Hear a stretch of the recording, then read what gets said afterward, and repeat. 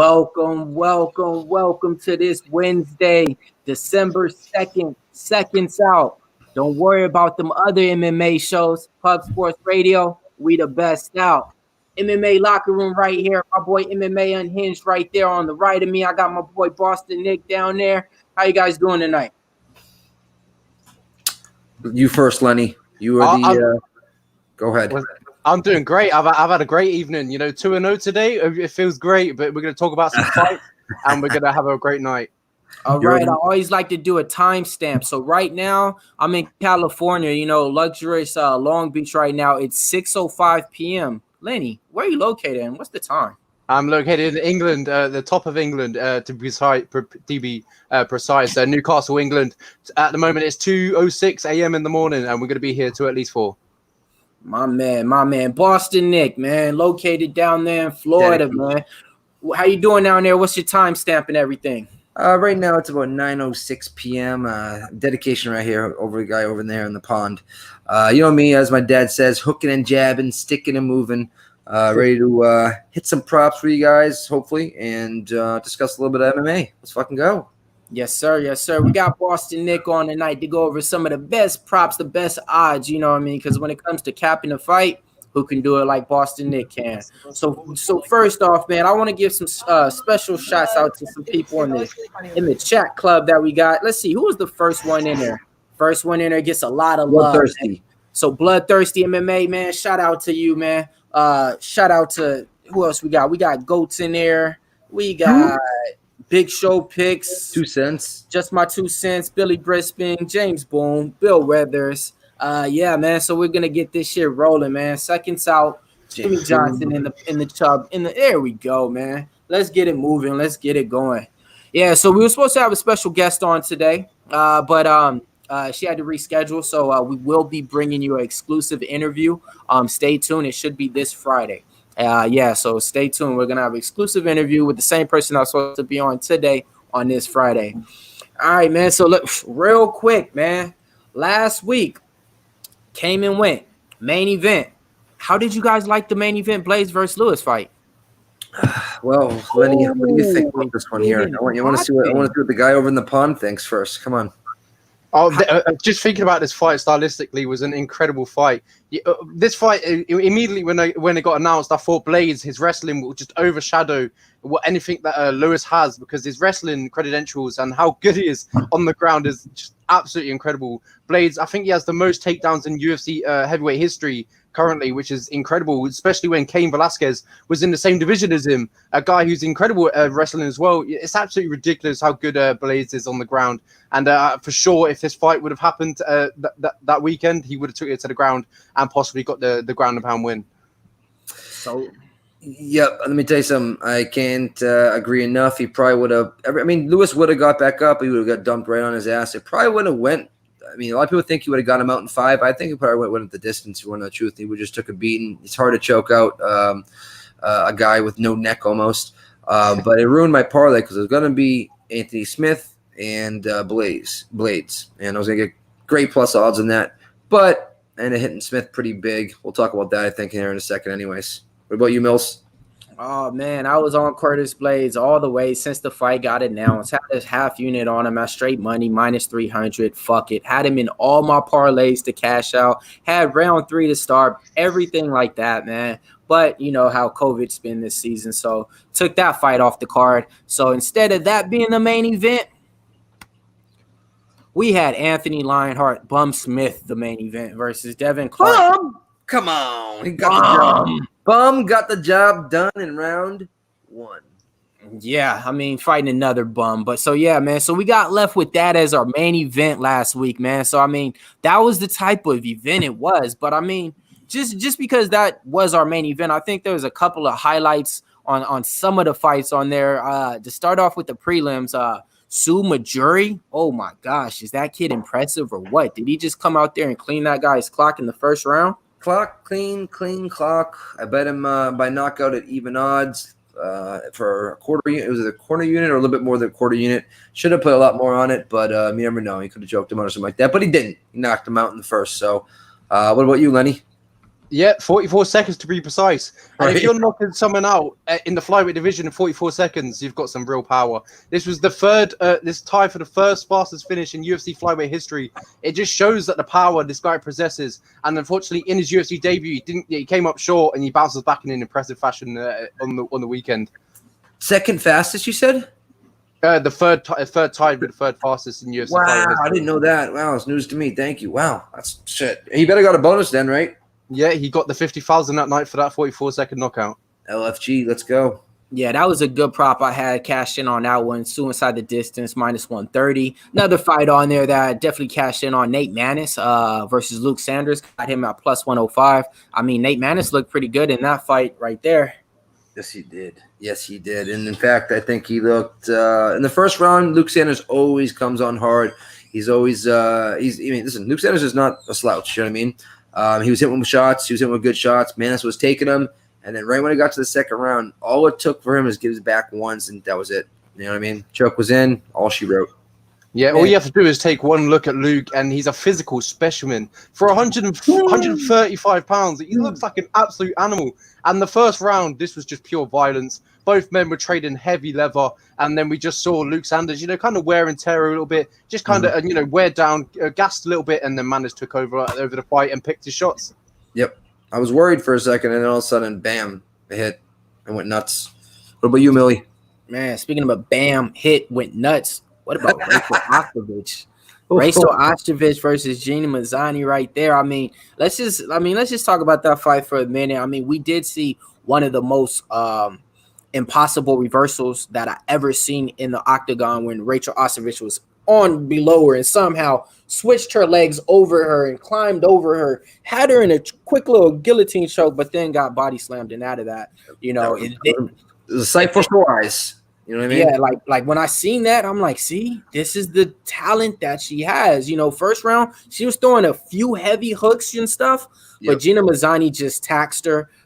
Third round, I believe, kicked her in the belly, and she just dropped. Yeah, twice. Oh, man. Twice, yep. Twice. See, what this fight taught me is, as the escape you said there, what this fight taught me is that I need to get into yoga.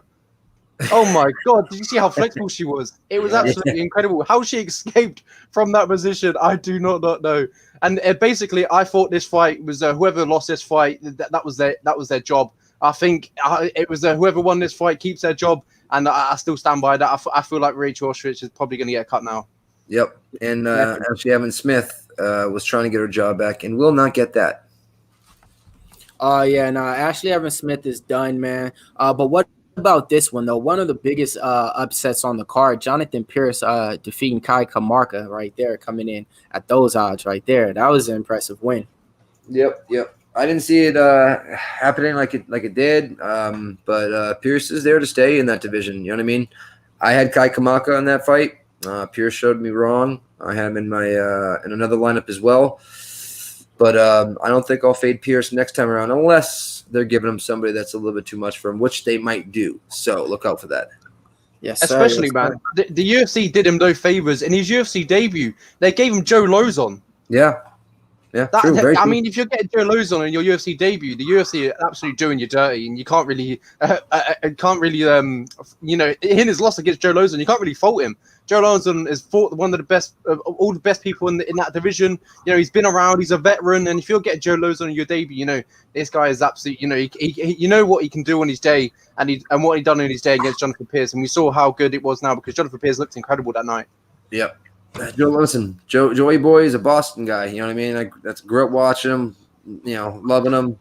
And that guy, he's a warrior. And I hated to see him, go out like that. But Joey Boy's time has passed, and I think Pierce. I'm not saying he's going to be any top contender or anything like that, but maybe a couple of years. You know what I mean? But he's going to be somebody to take, and I like his unders. You know what I mean? He comes there and he comes to throw. So.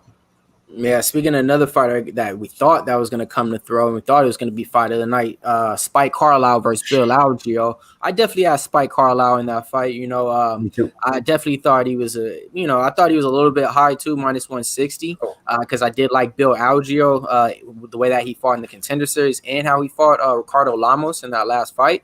Yeah. But Spike Carlisle, man, Yeah, it's a fade now every single time beyond like the first 3 minutes of the first round. Me seeing him striking again. Oh man, I threw my bet out the book. I knew I lost that bet just from right then and there, man. So yeah, man, came up on the short end of that stick right there. I had him in actually at the tournament, but I just remembered that I actually bet him with Clint live. Remember, we got him at like 160-ish, Bellagio. And but I lost obviously the tournament pick, but I came up on the right side of the pick. But I would have probably, if I was to pre-bet that fight, I probably would have bet Spike. Yeah, I felt so bad for Spike because I absolutely love Spike. His personality is absolutely incredible. Have you heard his creepy laugh before he fights? No, I have not, because I'm always on mute. Oh my god, you should hear his laugh. Can you imitate it for us? Oh no, I'm not even gonna try it. No, I don't want to embarrass myself live on there right now. But I'll try and find the clip and I'll send you it. And his laugh before he fights is absolutely incredible. It's so fun to watch, and his personality is absolutely brilliant. But as you said, about 3 minutes is his max in a fight.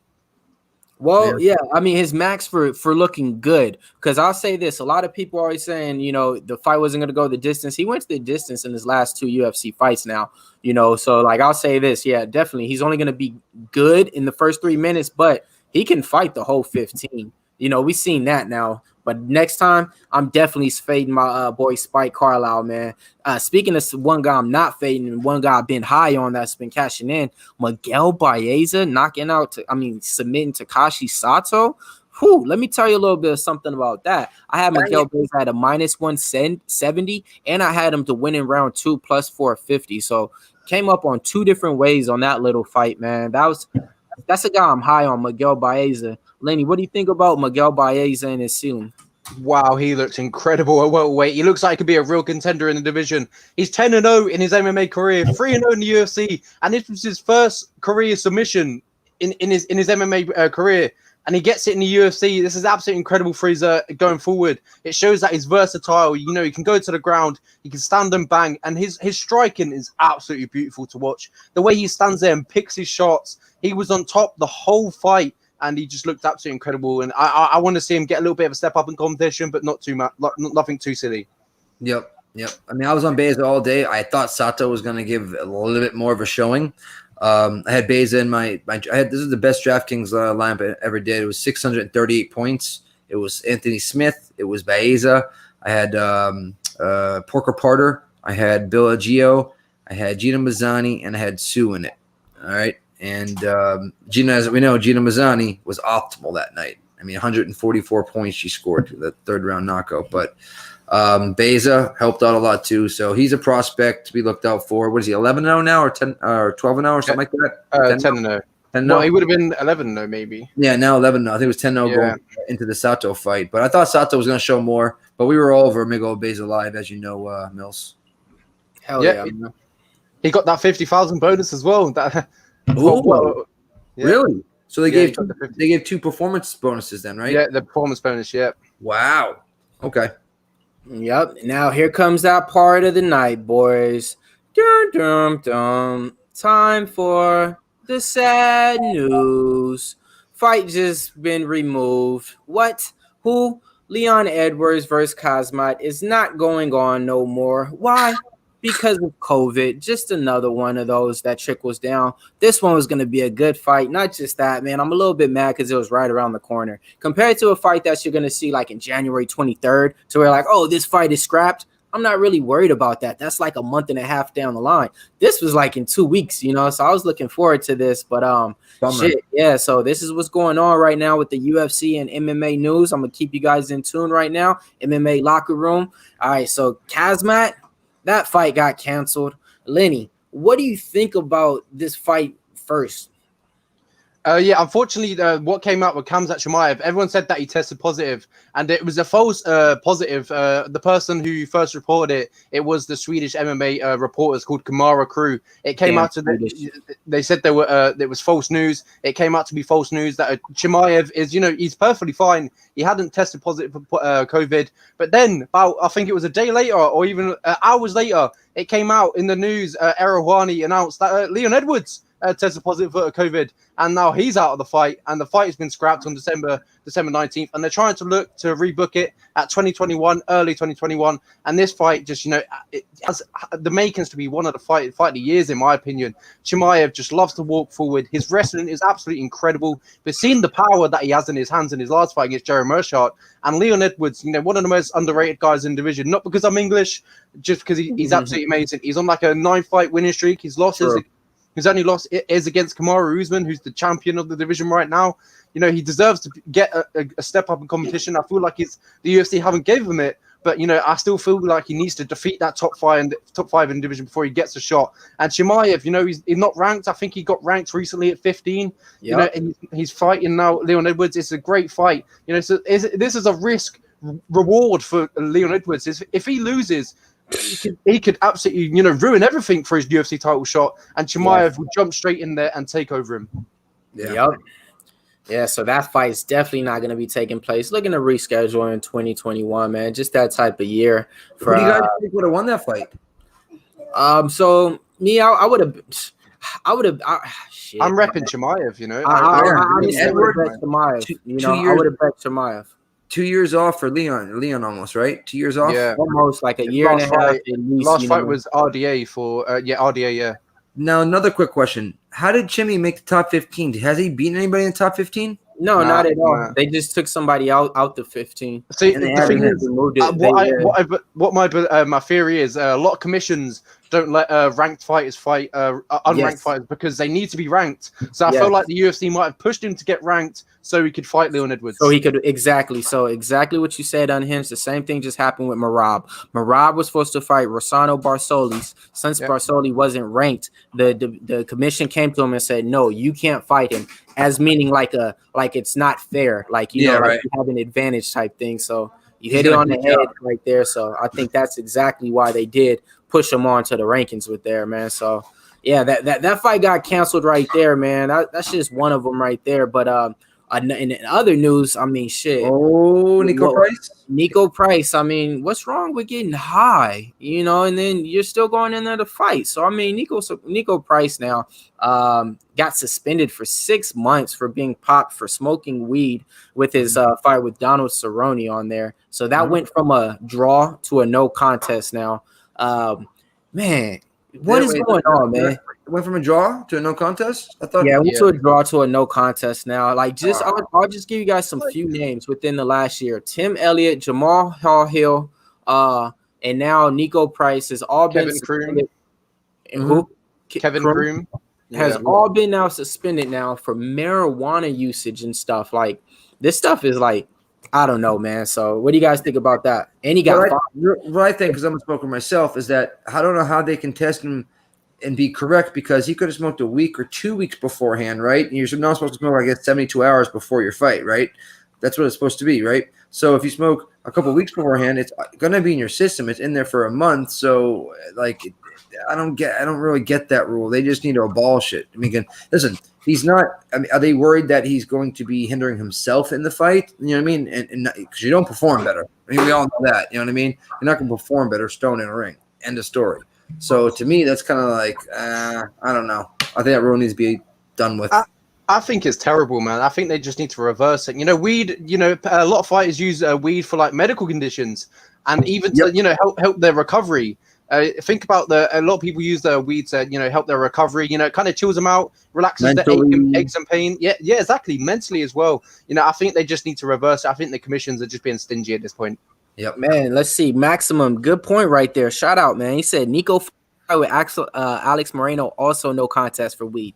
That's crazy that he already has that in his bio, in his resume and stuff, and you do it Still again. The same rate. Yeah. So, like I get it. Now I'm a little biased because I'm like, it's just weed, but like, god damn, if you got popped with it and made the mistake once and then it happens twice. First, I was feeling sorry because he got fined, I think, like some $1,000. Nico Price ain't getting a lot of money to fight. 8,500, yeah. And plus, he's not winning a lot of his fights. So that means like when you're not winning the fights, you're just getting paid what you're paid. Are you sure? Because after a certain amount of fights, you get paid more and more. And how many fights does Nico Price have in the UFC? He's got 10 at least, right? Trust me, Nico Price is not in the high echelon of the UFC. Well, the way they're doing it now is how many fights you have, and you get paid a certain amount for for instance, for your first 4 fights in your contract, your first 4 fights, you get paid dog. It's like $15,000. Oh no, I know that. No, I agree with what you're saying. No, that's what I'm saying. He's getting more than what he was and everything, but that's just to show up. Like what I'm saying is this: like the average, well, not fighter, the person who signs after the first 4 years in the UFC right now is getting paid $40,000 to show up, $40,000 if they win. After 4 fights, right? You know what I mean? Yeah, after their 4 fights that they win and they sign a contract, that's what they're at. Before that, they're at like $12,000 to show up. Period. You know what I mean? And then you get a win bonus. Yeah, exactly. As you said, if you fight more in the UFC, this fight was his 12th fight in the UFC. Like he's getting So if it's his 12th fight, he should be in almost close to $100,000 range per fight. I don't know, man. Hell no, they're not paying Nico Price. You know what? Hey, chat question. If you guys Google how much Nico Price got paid for his last fight. We all there should be disclosed purses. I'm pretty sure. No, they let him out. They let him out. But that's what I mean. Yeah, they're disclosed. Yeah. Yeah. Oh, he just disclosed. I'm sorry. I post them sometimes. When some of the fights would be out, like this fighter got this. That's why I know the people like Overeem and shit like that. And Arlovsky gets paid. He's probably better than a fucking welterweight champion. It's unreal. I think Arlovsky gets $500,000 a fight. That's what I'm saying. You're right, because he gets like 490,000 or 450,000 per fight. Overeem too. You know what I mean? Overeem.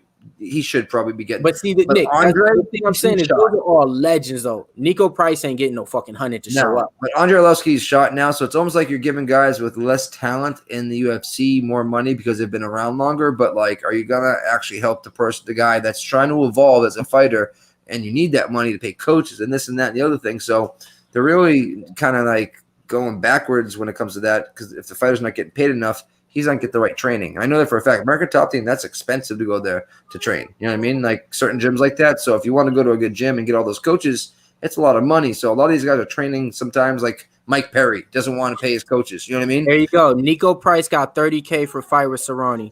My point exactly. I was just searching up here, and I was using the Sport Science app, and it said that he got $22K for the Vincent Luque fight, but obviously he didn't win. So he got his show bonus, which was $22K, and if he won, I presume he would have got $22K as well. Wow, they're doing dirty. All those wars. Well, not that he's not ranked and he doesn't have wins in the UFC. So like, it is all I'm just trying to say is like, for them to take that money from him really hurts him because he ain't got money like that. That was my whole point. Because he's not getting paid like a lot like hybrid, and plus he has 5 kids, bro. Are they taking it away from him too? They're taking the money away too? Well, no, not taking away, but just I think they fined him 8 racks. They might want to take that money. I mean, they might, if now it's a no contest, because they got that much money because it was a draw, right? So if now it's a no contest, I wonder if they're going to take some money away from Nico Price. Well, they're going to fine him. So one fight I know coming up that ain't going to be a draw is going to be this one. I'm talking about Michael Johnson versus Clay Guida right here. This fight just got announced. This one's going to be taking place in February 6th. Nice little return fight for Michael Johnson to get him maybe a layup win, I think, in that one. The battle of the most inconsistent. Wait, Johnson and who now? I haven't heard this one yet. Clay Guida. But who Johnson's going to beat the brakes off him. If it ends in the first round, Michael Johnson will have him. But after that, the second and third, Michael Johnson's just... I think second's okay, but third, I mean, Clay only path to victory there is choking him out, right? 100%. Another fight coming out that I like on February 6th. Wow. I'm talking about Diego Ferreira versus Benel Dariush, who trains right around here in Anaheim at Kings MMA. This is going to be a banger. I'll just say, shit. I'm going with Dariush, though, in this one, man. Well, not but I am. Shit. So, if I can get like a plus 160 or better on Diego Ferreira because he's an animal, I might take a shot on it. But, yeah, depending on the odds. Yeah, that Dariush versus Ferreira, that's an absolute war, man. Yeah. Have you seen is it Dariush's last 2 fights? Nothing but exciting. You definitely know this fight is going to be exciting. This fight versus I forgot the fight. He was who was the guy? It was 2 fights ago before the Drew. Jakar Close. Yeah. Oh, that fight was There you go. incredible. That was Card ridiculous. Yeah, that fight was ridiculous. Well, you What know this about- guy, Linton Speaking about Vasco. ridiculous, this is I'll let you introduce this one since Bellator is your background and you interview all of them after their fights out there, mate. Yeah. This is my hometown Yeah. fighter. He's from Landwehr. He's from the same city as I am. We're both from Milton Keynes, you know, a little city in England from Milton Keynes, and glad to see him doing his thing over in Bellator. You know, he recently moved up to heavyweight. He's 1-1 in the promotion. They gave him, I think they gave him some Russian. I forgot his name off the top of my head.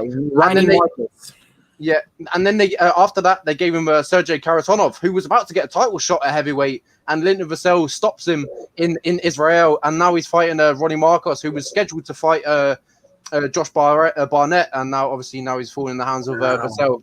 I grew up watching Vassell. Oh my god, my guy is a legend over here in England. Old. Man. Yeah, What about this one right here? I mean, I'm saying it right now. I think I commented on your post, man. Get the casket ready for Joey B. Askarov is going to lay this man to sleep. Man, Joey B versus Askarov taking place March 6th, man. It could be closer than you think. I think Joey B has a better hands, but I think Askarov could snatch on that. You know what I mean? Some sort of sub. I don't know. I got to watch more tape on both those guys. Joey B's a vet, man. He even has his good days or his bad days, and when you come up against Figueiredo, you're always gonna have a bad day. This guy's an absolute animal. That's what's like tough to, you know what I mean? Mm-hmm. Got you. Okay, your boy is back, making a quick return. The darkest boy is trying to be the Kevin Holland of the heavyweight, so he takes on Alexis Oleinik on February 20th. I mean, that's a definite step up in competition right there for Chris. Oh my god, this is the first time I'm ever gonna bet Oleinik in my life. Oh my god! Oh, you're taking Oleinik in this one? It's my first time. Yeah, I think he takes him down to the ground and subs him. Wow. Wow. Yep. Yeah. So I mean, those are just some of the few fights right there I wanted to highlight for the people to let them know, you know, what's going on with the UFC and everything like that. That's what's going on. One of the other fights though that I did scroll past, I did want to highlight is going to be this one taking place right here. So Nurmagomedov. This is Khabib's cousin? Yeah, I believe so. Yeah. Another one? Nurmagomedov versus Murad taking place January 23rd. That one's on the big card with Connor. So that one's going to be interesting, boys, because you know who's going to be in the background. You know Khabib's going to be there with the army if that's his cousin out there fighting. So with Connor in the ring. And by the way, real quick to touch on that before I forget, Khabib said that he is not interested and is not going to take any rematch between Dustin Poirier or Conor McGregor if whoever wins that fight. So interesting to hear that. I mean, after the fight, it might be a different story. Khabib might get motivated. You know, when Conor gets on the mic, we don't know what could happen. I mean, he's like, Khabib shuts down McGregor and Poirier rematches. A horse doesn't race against. Oh man, I think he said mule. So, I mean, what about this one though? I mean, Kevin Holland versus Jacare Souza right here. This is going to be taking place next week, December 12th. This got replaced, you know, because Vettori is supposed to be fighting Souza. On that one, Marvin Vettori was minus 325. I had to play on him at minus 300 versus Souza just because I was confident in the win fading Souza. How do you feel about this one though? You feel Kevin Holland has what it takes to get the win over a legendary guy like Jacare? Mate? Oh yeah. This was quite a funny situation what happened here. Souza opponent Vettori Holland stepped in to fight Hermansson, and then Holland got COVID. Vettori stepped in to fight Hermansson, and now Holland stepped in to fight Vettori's original opponent. They just kind of flipped opponents. It was incredible. It was quite a funny situation, but I'm glad Holland's got his step up in competition. I think he deserves it with the 2020 that he had. And so does no brush over. You know, this guy is an animal. You know, the way he walks around, stands there and walks at you. Yeah, I would be afraid of this man. Look at the size of him, 185. Absolutely incredible. The way he knocked out Chris Weidman as well on the feet. Oh, that was incredible. And the way Chris Weidman fell. This guy possesses power. Might not be technical, might not be pretty on the feet, but his power in his hands are absolutely incredible. And we know about his jiu-jitsu capabilities. Yeah, oh, man. Yep. For me, it's Jacare Souza. I think he takes Holland straight to the mat and subs him. Just I think it's gonna be a fish out of when Han's gonna be a complete fish out of water on the ground with Souza.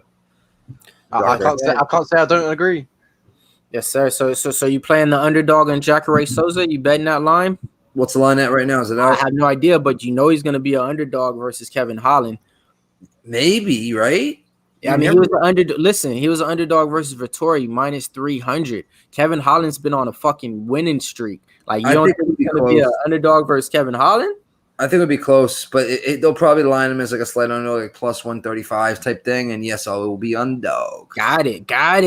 You're taking Jacare. I'm gonna be honest. I gotta go with the boy Holland in this one, man. It's a big fade on Jacare. I do agree with you guys, though. Yeah, Jacare can do this and take him down. No, it's not happening. Jack Hermansson went 5 rounds with Jacare Souza and pieced him up on the feet. Jacare didn't even try to take him down. Jack Hermansson almost submitted him in that fight too. Speaking of Jack Hermansson, we'll get to that a little bit later. Hermansson would probably get Holland out of there in the first 3. I don't know. I don't see anything in Jacare right now, man. I haven't seen anything. No, Hermansson in the last like 2 fights. Hermansson and Holland. I'm saying Hermansson would get probably Holland out of it in the first 3, and he went. I had Hermansson at minus 260 when the fight was taking place. So yeah, I was on her. I'm just a Hermansson fan, even though I'm a little Holland fan too. But when it comes to like betting and fighting styles, I'm different. All on Jack Hermansson, man. The volume that he puts out, he puts out a lot of volume. Averages over like 5.3 strikes per minute. Vicious on the. I'll get to that breakdown a little bit later, man. But yeah, man. So that's it right there. I just wanted to keep you guys up in tune with what's going on in the UFC news. Go ahead, mate. Just quickly before we move on, I thought this fight might go under the radar. I don't know whether you spoke about it in the shows that I missed a few weeks ago. But before we get onto it, Michel Pereira versus Chaos Williams. I'm not too sure if you recap that. I brought it up last week, but yes, let's okay. Let me highlight it because I only mentioned it just because I know my boss Slaughter. That's his favorite fighter, Michel Pereira. So I just mentioned it a little bit, but yeah, let me. He hates that guy so much. Oh, he hates him, man. So doing cartwheels in the ring. What the fuck's wrong with this guy? And I agree. Since you're on it, all right, I'll tell you already because I already got lines out and I already got bets in on this one. Michel Pereira is opening up at a minus 130. Chaos Williams, I think, at a plus 115. I bet Chaos Williams in there. I won money with Michel Pereira. I actually think he's better than what a lot of people think he is. Last fight, of course, he showed it, but then again, he was fighting against a bum, literally, with the capital B. But in this fight, how can you go against Chaos Williams, bro? Like everything that he's done just within the amount of time that he's been in, you actually don't think he has what it takes to knock him out. So I put a little play on him right there. Lenny, mate, explosive fight right here. Definitely not going to 15 minutes. How do you see it playing out? This gives me fight of the year feeling. I don't know about you, but the flashy style of Michel Pereira and the power of Chaos Williams that we've seen in his last fight, and even his the fight before that when he knocks out Alex Moreno as well. He's got some power, and to step in there with the balls he had with Abdul as he's got some power. Like when he stepped in there with Abdul, a guy that got vicious hands, knocked out Nico Price within 18 seconds. A guy who's notoriously known to having some crazy power in his hands, goes in there, knocks him out in the 40 seconds. Oh my god, I went mental. It was absolutely crazy to see the power in his hands. And I can't wait for this fight. I just hope he does a cartwheel. Chaos Williams steps back, hit him with a straight left, boom, good night. That would be like a UFC 4 ending. Yes, sir. Myself, I was originally named Pereira until I watched. Actually, I watched a little bit on, and I'm like, no. I'm going Chaos Williams here. Pereira's going to try to look too flashy. He's going to get caught with a punch and probably get put to sleep. I think he's going to try to look too fast. He has still not learned his lesson. You know what I mean? Has still not learned his lesson. So how good would that look though? If he goes for a cartwheel, he misses the cartwheel and just gets knocked out. That would be something. And you know what? That should be a betting line in all the books. Does Pereira get knocked out during a cartwheel? You know what I mean? So I got not Pereira on this one. Yeah, man. That's why I said I took the line right now just because I think that it's gonna get hard. I think it's gonna be at a even price. When everybody figures out, man, Chaos Williams knocked out his last 2 opponents real quick. Michel Pereira definitely can get knocked out in there. So I think that line might move, man. But So moving on down to the to UFC. What do we got, man? I don't even UFC 15. They want to call it Fight Night 15. All right. So the main event's gonna be Jack Hermansson versus Marvin Vettori. But before we get there, I want to let you guys know about some of the fights that was supposed to be on there that we're never ever gonna see. It's supposed to be Merab versus Ronald Barcelos, canceled. Jack Hermansson versus Kevin Holland. We know what happened with that. Taila Santos versus Marina Morelos. That didn't get that got just replaced with my girl Montana De La Rosa. Cody. My Sting. girl. Oh, now you like okay, cool. That's cool. You can claim it all. All right. And then you got, shit, that was just the first fight with Merab, right? Then they tried to match him up before that against Cody Stamann. And that fight got canceled because Stamann withdrew. And before that, the main event was supposed to be Jack Hermansson versus Darren Till. But that fight got pulled. So, but usually, folks, what happens is when that happens, right, you have a shit card. Not this week, man. We got some interesting fights, man. Maybe not the first fight on the card, starting with John Villante versus Jake Collier. But, we got some interesting fights on there. So, I guess Top Alley just updated it to all the fights. I didn't have this as the first fight prior, but so it looks like we got Gian Villante stepping back in the ring, 17 wins, 12 losses, coming off back-to-back L's. Yes, we just seen him in the ring recently versus Maurice Green, got tapped out, I believe. And then we got Jake Collier on the other hand, 11 wins and 5 losses. Last time seeing him, I believe he got his ass whooped by Tom Aspinall, I want to say. He's coming off of 1 loss. Fighting odds right now, you can get Villante at a -220 favorite, or else if you guys want to play the big boy, you can get Collier at a +170 on there. So right now on there, Lenny, first fight of the night. How do you see this one playing out? Oh, this one's a bit of a tricky one to call, to be honest. Both of the men in their last few fights have not been looking at a great as of late. Jake on his last fight, this guy used to fight at 170 pounds. What? It's incredible. I don't know what he weighed in for his last fight. He weighed in at 264 pounds for the Tom Aspinall fight at heavyweight. I don't know what happened to him when he had that break, but now he weighs 264 pounds. He used to fight at 170 pounds. Something went wrong in them 2-3 years, and I hope he gets back on track because, he had success in the UFC early on. But now in his last fight, he got viciously knocked out against Tom Aspinall. He looks great as of late. He looks like a real good future prospect. And then we got Gillian Villante, a veteran, a guy who's coming to the end of his career, I believe. And I feel like Jake will finally put an end to his career. Obviously, he's a veteran, been in there with the best guys, lost to most of the guys when he's got to the top. But I feel like Jake, will just be young enough and take him out probably. Got it. So you're going with the underdog right there. So Lenny, man, you're not a betting man, but my man Boston Nick is. So Boston Nick, man, what are some of the props and stuff like that they got on this fight right here that maybe Lenny can play, or if he was thinking about gambling, maybe on Pub Sports or mybookie.ag that he can maybe play in some props? Honestly, I think these two chubby son of a bitches just roll around each other, and this fight could go to decision. Which is at plus money, but I think I'd rather take fight starts round 3 at even odds. I don't think either one of these guys are gonna. Maybe Jake Collier, but Gian Villante. I don't know. I can't believe they're popping the card off with these two fat boys. What's wrong with them? I would have mixed them in the second or third fight. You know what I mean? Pop the card off. It's gonna be lackluster. I don't think this is gonna be a slugfest whatsoever. They're just both fat and unhealthy and literally. I don't know. I would go fight to start round 3. Yeah. Wait. I'm sorry. I heard everything you said, but what is the odds exactly on the fight to start round 3? Even odds. Ooh, I like that. I like that a lot because me on my round 3. Yep. I'm looking at that one right now. Yep. I think I might put that one in tonight because I think it's gonna get steamed.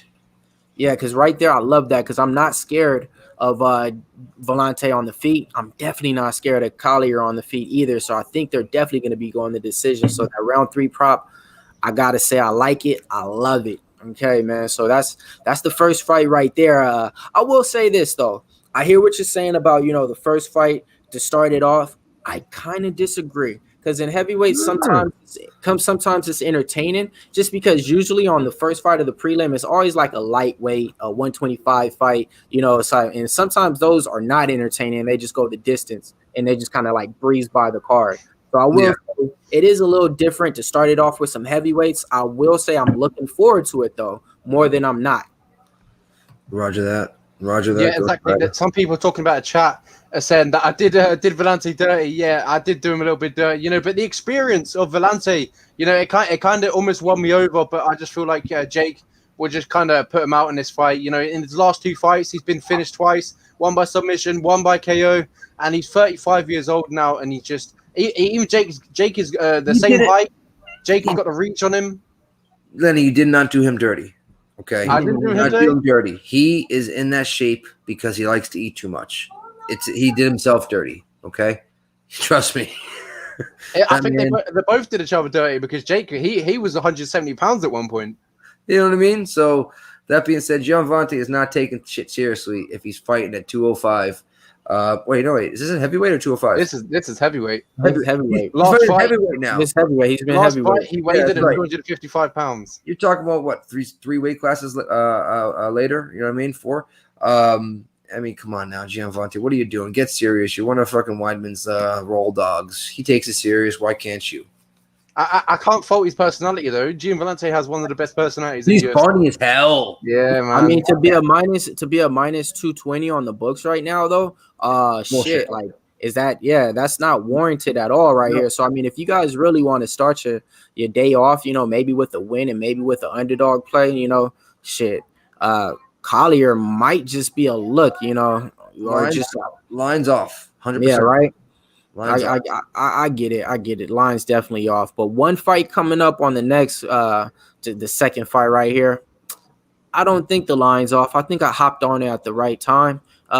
Seen him fight once before. Big fan of that guy. Took out Yusuf Zalal. Who am I talking about? I'm talking about Damian Jackson versus Ilia Topuria. Ilia Topuria is coming in flawless record, 9 wins, 0 losses, minus 220 on the books. I'm sorry about. And then Damian Jackson right now coming in with 18 wins and 3 losses. He's coming off an impressive win though. He was fighting Movsar Bektic. And Movsar Bektic was like a minus 400 favorite. And Damian Jackson pulled off the submission, I want to say, in round 3. Boston Nick, you got some odds on this fight? I do. Best case scenario is minus 239. Hovering, though, right around the minus 250 to 266 range. Best case scenario on Jackson is a plus 211. Hovering right around the minus 200, 205 range. Got it. So on this one, I'll go ahead and kick it off a little bit. So, yeah, I took Topuria. I got him in a few of my parlays that I lined up since last week on there. I really liked what I seen. I took him against Yusuf Zalal. I'm a big fan of Yusuf Zalal, too. I actually like what he brings to the table. But I got Ilia Topuria at underdog odds in that fight, and I liked everything that he was showing in his debut against him. So I rolled the dice again right here on him. I got him when he opened up at a minus 200. Now he's on certain books all the way up at a minus 230, 240, just depending on what book you want to play it at. Feel confident in it, but I will say this, man. I think Damian Jackson is live. 18 wins, 3 losses, and he's just been winning on the regional scene. And not just winning by decision. He's been winning impressive. He's been getting the job done, winning by submission, not going to the judges and everything like that. So I think the line is a little bit off now that it got all the way up to like a 230, 240 on the books. But Damian Jackson, do not sleep. I think he's a live dog, even though I got money on Topuria right here. Lenny, man. So go ahead, take it away from here. Yeah, you put it perfectly there. As you said there, he likes to get finishes on the regional scene. He has 14 submission wins and he's 18 in his career. That's absolutely incredible. He's called the Leech, and I think I know why he's called the Leech, because he's probably absolutely incredible on the ground, and his record shows that. 14 submission wins in 18 fights, absolutely incredible. But when it came to the UFC early on in his career, he didn't have success. He was 0-3 in the promotion. He lost against Yasin Medeiros. Then he had a no contest, and then he had a draw. So you would say he's probably on the 0-1. Wait, 0-1-1, 1-1. I don't know how you'd say that one. Yeah. That was a bit of a sticky one. But yeah, he didn't get a win in the UFC. He returned to the UFC after 6 years, and then he got his win against Misard Bektik, which was an absolutely incredible win, by the way. This guy is absolutely a really credible fighter. He made a good run at 145 pounds, and unfortunately that comeback knockout against Darren Elkins, that was absolutely incredible to see. But yeah, Bektik was a good win for him to get. He's only lost to the best in the division, lost against Dan Ige, Josh Emmett, and obviously Darren Elkins. That's a really good win for Damon Jackson, and also to get a finish against him, absolutely incredible. And in this fight, I do see him getting another finish. Hell yeah, finish. Hey, Boston Nick, real quick, if you were to bet this one or play it by any props or anything like that, what do you think on that fight as far as a betting aspect? It's a little bit juicy, but I've laid close to that on like for instance, I got minus 195 on RDA, but fight to start second round. I mean, all we need, like you said, is 5 minutes. It's minus only 225. You know what I mean? It's not. It's a little juicy. Okay. You can slam something like that to go 5 minutes. You know what I mean? But then he just said this might end in a knockout. You know what I mean? So yeah, I have to do more tape on this one to actually pull a trigger on something like that. I'd be looking at the dog here, if anything, at plus 205, plus 211 at some books. So slight lean here to Damon Jackson. Any props here? Fight not to go the distance, for instance, is minus 195. So that's a little steep also. I don't know. I got nothing on this one, brother. Got it. Yeah. So let me scroll through. So what I like to do, if you guys know on Seconds Out here, man, right before the fights, I like to scroll through the Instagram, the Twitter, and see actually what they're doing leading up to the fights. See if they're in the gym recently and stuff like that. And, so far, after doing homework and research, I will say this helps out a lot. Last week, we did this with Rachel Ostovich and Gina Mazzani. Rachel Ostovich didn't have, any pictures of her in the gym. Gina Mazzani, every single picture she was working out. And I already had the play on Rachel Ostovich. So once I seen that, I was like, oh, shit, damn. This is going against everything that I don't like, So as we scroll through right now, I just want to see what Topuria is working on, who's he fighting with, everything like that. Doesn't seem like he's in the gym too much right now. Look like he's kind of okay. That was a nice little workout. Oh, stretching. Okay. So, I like to just see exactly what they're doing. If they're in a new camp, if they're inspired to do something. So let's see. Yeah, it doesn't really. Okay, he's in the gym though. He's in the gym. Okay, he's in the car. I got him. He's with the boys. Right? He's in the cage, but that's more of a photo shoot, though. That's not in the cage. Okay, let me see. It's recent stuff, right? This is all recent. Oh, Fly Guy. Look at Fly. Okay. Wait, he's standing on the car, though. Okay. With the license plate, with his name on it. All right. Topuria. All right, yeah. So, yeah, well, after watching that right there, I will say this, man. I'm not too happy with what I've been seeing, what he's been doing recently, within these 2 months. Actually, a little bit longer than that because on that, we haven't seen him fight, recently. So I actually want to see, some improvement, some camp changes, or not camp changes, but just something like that. So I'm still on it, though. Topuria is the play right there. But like I said, if one fight is to be an underdog in there, shit, I kind of like Jackson just for the odds, man. And if you guys did want to play it, if you guys wait a little bit more as the fight comes out, you can even get him at better odds, I think. So next fight on the card, moving on down, man. We got Jimmy Flick versus Cody Durden taking place. Cody Durden's stepping down now to fight at this weight class, 11-2. Last time seeing him in the ring, I believe he was fighting against Jamahal on Chris Gutierrez, or who I call the killer with the leg kicks. That was just a grappling fest for Durden. Took him down. He was a big, heavy underdog on there. Came up out of a 2-fight camp. 6-day fight camp, short notice fight to take the fight. Ended up grappling Chris Gutierrez down to get a draw out in that fight in his debut. I believe he's fighting out of Team Alpha Male. Yes, got it right. Fighting out of Team Alpha Male. So right now, that's a little bit of history on him. Then you got Jimmy the Brick Flick. Last time seeing him, I believe he won money for me on the Contender Series. I believe 15 wins, 5 losses right there.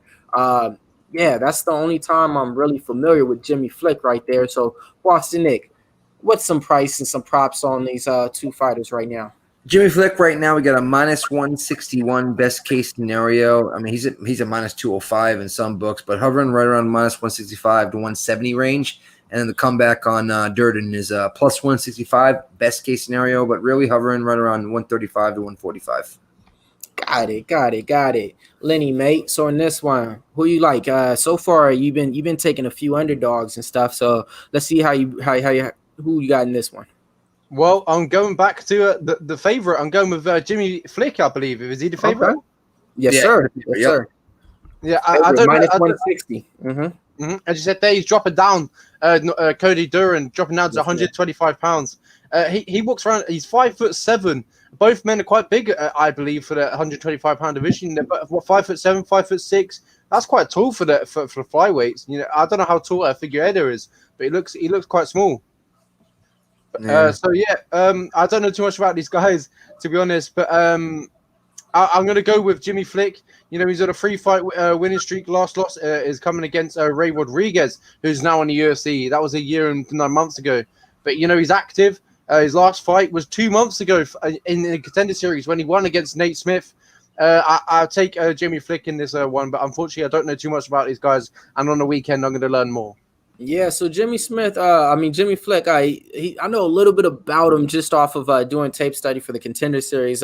Submission artist, you know, deadly on the mat. Definitely, if he gets you on the ground, I think he's like a black belt in jiu-jitsu and everything like that. If he's on the ground with you, it's pretty much going to be lights out. He has different attempts. He has what you want to call put submission over position, if you want to say it, Boston Nick. He's going for it, you know. So that's a little bit about Jimmy Flick. Like, he's definitely deadly on there. On the feet, he's not the best striker at all. Definitely can improve on that. So as we scroll through his Instagram feed and everything like that, let's just see what he's on, you know. See if he's in there working out with different people. Just getting signed to the UFC within 2 months, you know, that's pretty impressive. So, you know, see him in the gym right here. Don't really see him doing too much. Let's just keep scrolling. All right, in the gym. He's a country boy for sure. Yeah, I think Durden, though, on him, Durden's a little bit better on the feet. Definitely a better grappler and everything like that. So on here, I'll just let it be known. Yeah, I got to play on Cody Durden right here. He's coming down to fight in this weight class. I do know that he got it okayed by the UFC PI and everything like that. They tested him, told him what to eat, how cold you need to keep the temperature in the room, all type of shit, you know, just to make sure that he can move down to fight at this weight class right here. So, I mean, if you think about it, a heavier fighter coming down to a lighter weight class, you know, he should be, you know, the one a little bit more favored in the fight to win. But I'm just taking him as the underdog play on there because I like what I've seen in there against Chris Gutierrez on 6 days replacement, 6-day call up. So let's see what he's doing and where he's working out. So right now, look, he's with Team Alpha Male, but it looks like he's at American Top Team, right? Mm-hmm. Yeah. So he's signed. He's with the Alpha Male, right? But he's at American Top Team. So this is what I'm kind of saying is the stuff that I like. When you're at other gyms, building with other fighters, you know, putting your skills to the level, not just being secluded to Team Alpha Male. And he's highlighting that he's at American Top Team to kind of show like, hey, you know, I'm here. So I like that as the first video we see on there. So, I mean, he's definitely look like he's improving on his camp and trying to take it to the next level. Right here, I mean, here's some people that we know right here. All right, you guys remember Will Brooks, former UFC fighter, Bellator fighter, with that Michael Chandler 2 fights. You remember that shit in Bellator, right? The Will Brooks and Michael Chandler fight, Lenny? Ooh, oh, man. Will Brooks in Bellator was an absolute animal, man. I met him in front of Walmart, right? And I had the biggest for it, and he was walking in and walking out, and I knew exactly who it was in my brain, but I couldn't, you know what I mean? And I said Eve Edwards on accident. No, I said Din Thomas on accident. And he goes, man, are you trying to name every black? And I said Eve Edwards afterwards. He goes, you trying to name every black man in town? I said, no, I'm sorry. Just give me your nickname. I'm like, Will Brooks. He goes, all right, you're cool. And, you know, we took a picture, whatever, shook hands, and on his way. But that's when he just got cut from the UFC. Oh, man. Yeah, unfortunately, when he got to the UFC, he didn't have the same success. Yep. Yeah, unfortunately. I think he went to PFL after that, maybe, if I believe. Yeah, I think so. And then he had one fight in Battlefield FC. Hey, real quick, Lenny, mate. I'm sorry, man. We've been rocking now for about 54 minutes, man. Can you run through some of the names in the chat and give the people some love?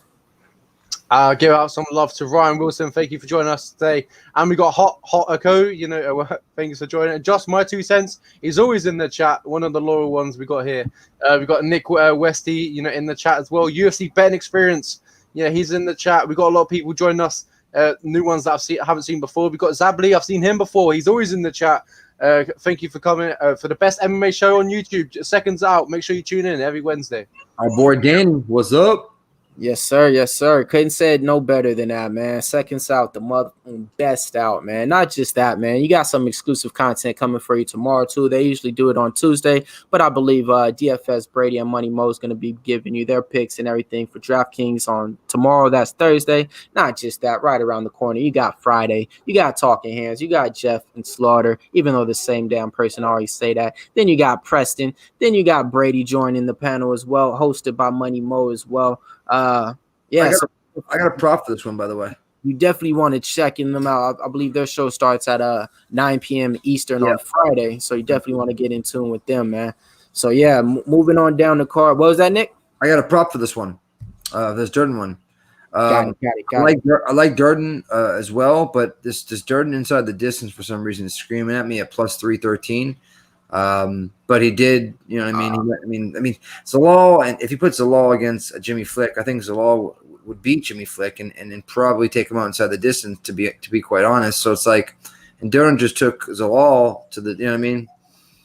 Wait, let's so one more time. My bad. So the Durden and Jimmy Flick fight. So I got plus odds. I just took Durden with that. So what's the prop that you like in that fight? I like a little bit Durden inside the distance at plus 313.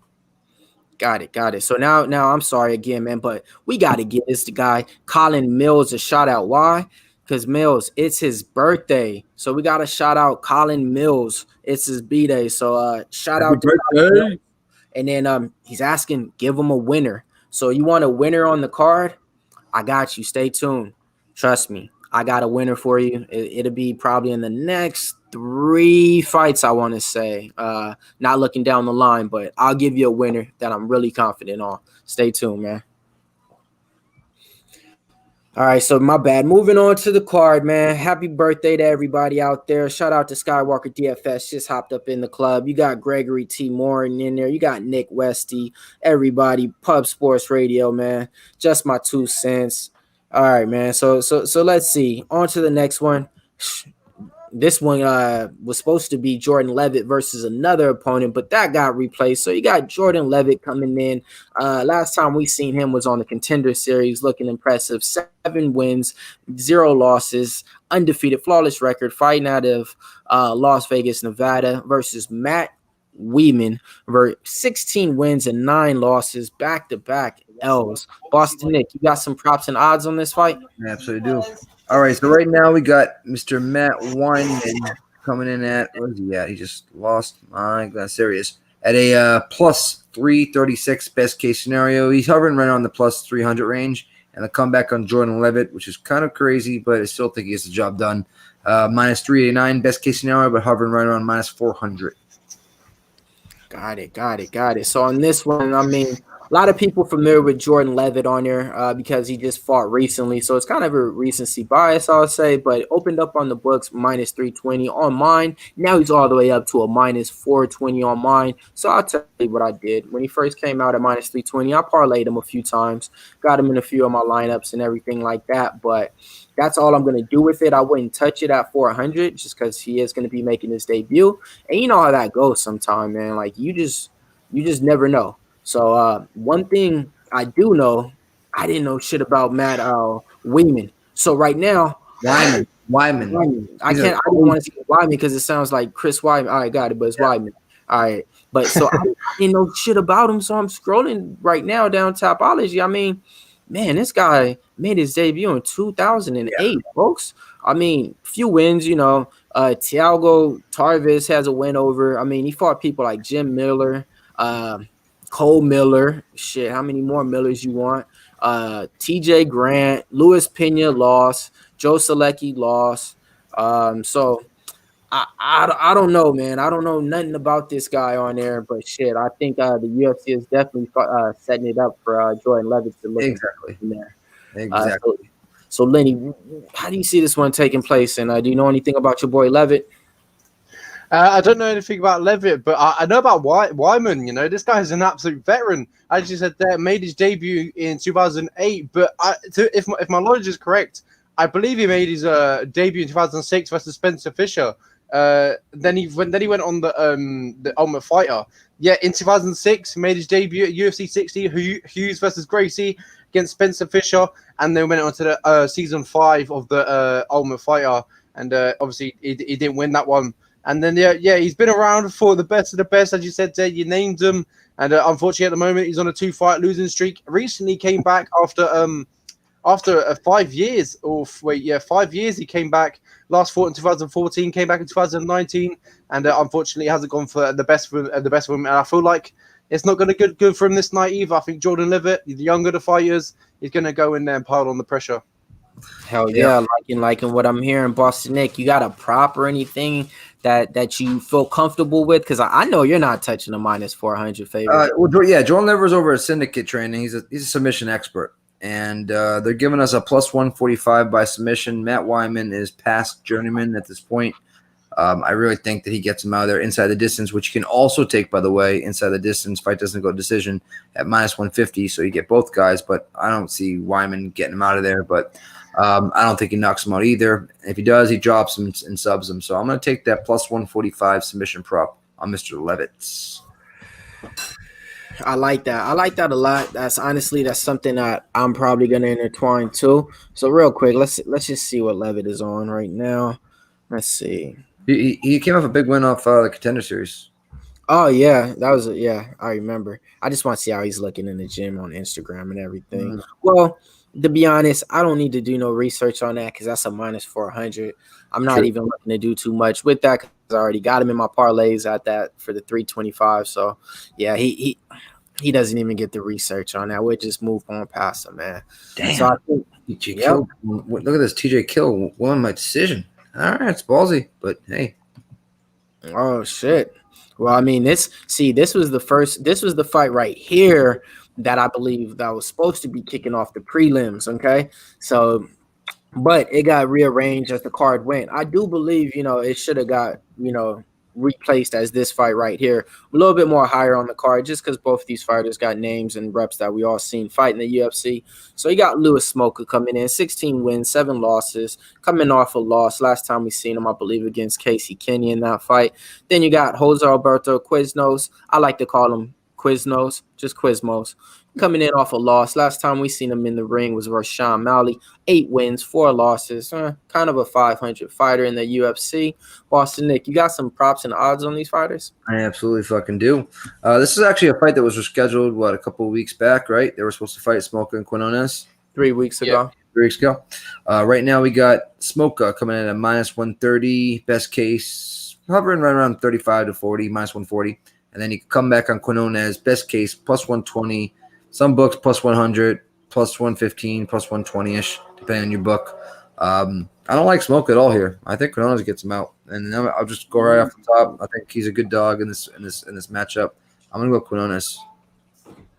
Okay. So you're gonna take the dog in Quinones. Okay, yeah, I like that. So not just the pick though, but as far as a betting aspect, is this the fight all right? So you don't like Smoker. We got that straight. Does Quizmos give you enough juice to actually make a bet on him? Yeah. Oh, I'm betting Quinones. I was gonna bet him 3 weeks ago as well when I did my fight. Got it. They already dropped him twice, I believe, from the UFC. Once. Yeah, they've dropped Smoker twice. You know what I mean? So that being said, I mean they're bringing him on obviously because they need fighters to fill cards. This is a 10 or 11 fight card. If it was a 13 fight card, he would not be on it. So. But that being said, I'm on Quinones here. I'm hoping I get a little bit more money on it. I'm hoping people start jumping on Smoke a little bit more after the weigh-ins or something like that, or before the weigh-ins. If I can get a little bit better line, if I can get 130, I'm going to jump on it. I'm not going to jump on it just yet, but my pick here is the dog. Got it. Smoker only has a submission chance here. If it stays on the feet, he's gonna get lit up.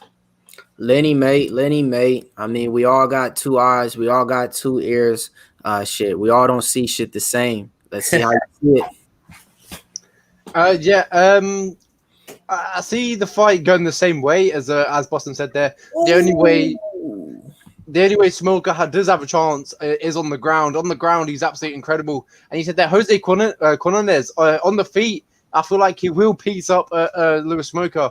And Lewis Smoker hasn't been gifted the opponents in his last few fights. He's been having some hell opponents. Casey Kenny in his last fight, that wasn't very good for the UFC. Given that we know how good Casey Kenny is. He's coming off against a win over Nathaniel Wood. That guy's looking incredible as of late. But Lewis Smoker, he's a veteran, and I feel like he will get this win. I think he will take the fight to the floor and end up submitting him.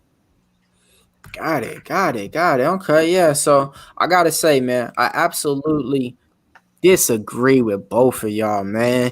Who wants the smoke? I want the smoke. Give me Lewis Smoker right here, man. Minus 130 on him, man. Locked him up 3 weeks ago when this fight was supposed to happen, man.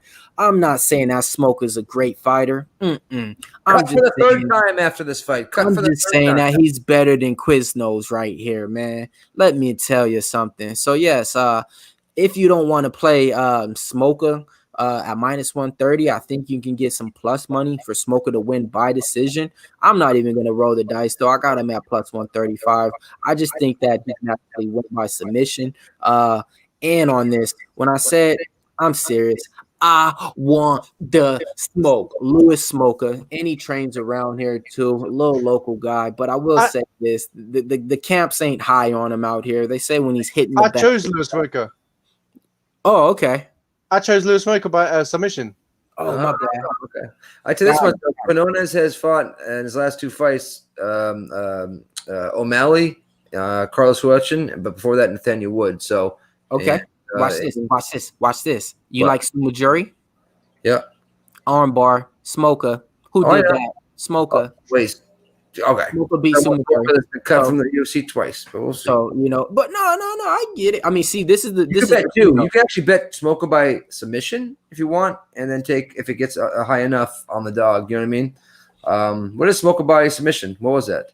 You got the books open, Boston Nick. Let's see here. But see, this is the thing, man. Like, Quiznos ain't good, bro. Like, and Smoker's not good, but Smoker has a better, I don't know, man, better chance on this fight, I believe, man. Smoker by, I don't see him winning a decision. So if he does get, he's gonna have to get him out of there, I think, and it's gonna be by submission. So it's plus 280. So I don't mind that look, Lenny. I thought they were gonna give him I thought it was gonna be like a plus 145, 150 look. So. I thought Boston was actually going for Smoker. That's why I said that I'm going with the same with Boston, but I think he went with Quinones. Oh yeah, I was going to bet him 3 weeks ago. Yeah, I'll go with Smoker with this one. I think Smoker takes him to the ground and submits him. There we go, baby. That's what I'm talking about, man. That's exactly what that's what I kind of can see happening. That's why I'm not gonna even like play him by decision. I'm gonna just play him straight. And it's the good thing I like about it, man. And you know me, if you guys know me now, my Bet Your Lunch Money segments and all that, I target fights like this. What do you mean fights like this? Fights that's like literally a pick 'em price or pretty much at even money. And if I can get a good read on it and feel like 75% convinced on my bet, I'm pulling the trigger on it. So yeah. I want the smoke. So let's see what Lewis Smoker's been on recently. I know he had a kid recently, I think like a year or two ago. So let's just scroll down and see. Okay. Real quick, did Smoker miss weight 3 weeks ago? No, the fight never even happened. It got pulled way before, like 5 days before it even happened. But so let's see. Okay. He's working out. Okay. Well, let's see. Timo Yama, that's right here in Irvine. That's like about 20 miles away. Let's just see what he's doing on his workout days. Okay.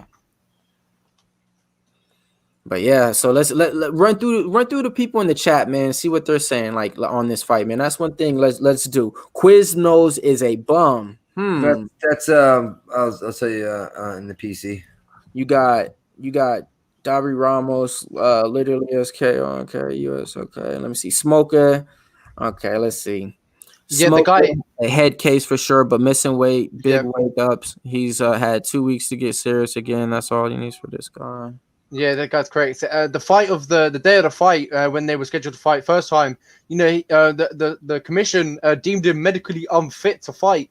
And Smoker, right? Smoker. Yeah, they deemed him medically unfit to fight, and they didn't let him fight. So yeah. Now we got 2 weeks later. Right. He's already beat his fucking body up 2 weeks ago. You know what I mean? Now he's doing it again. It's interesting to see. Is this fight still at 135? Someone said I think catch weight. I want to say. He was at 139. Yeah, he missed by 5 pounds too. Oh man, that's terrible. No, on Tapology it says 135, but I don't know whether I can go by that. No, yeah, I know Tapology's been off, bro. The last month, horribly off, missing fights, not even having fights in there that's happened, recent fights. Mm-hmm. I'll quickly looking to see if I can. You're right. It was. He weighed 139. He looked dead. It was canceled the day of. You're right. It was canceled after the weigh-ins on Saturday. Someone saying it's at 135 pounds. If it's 135 pounds, that's ridiculous. That's good to know. That's good to know. Damn. Okay. Thanks, and TJ. Okay. Oh man. Shout out.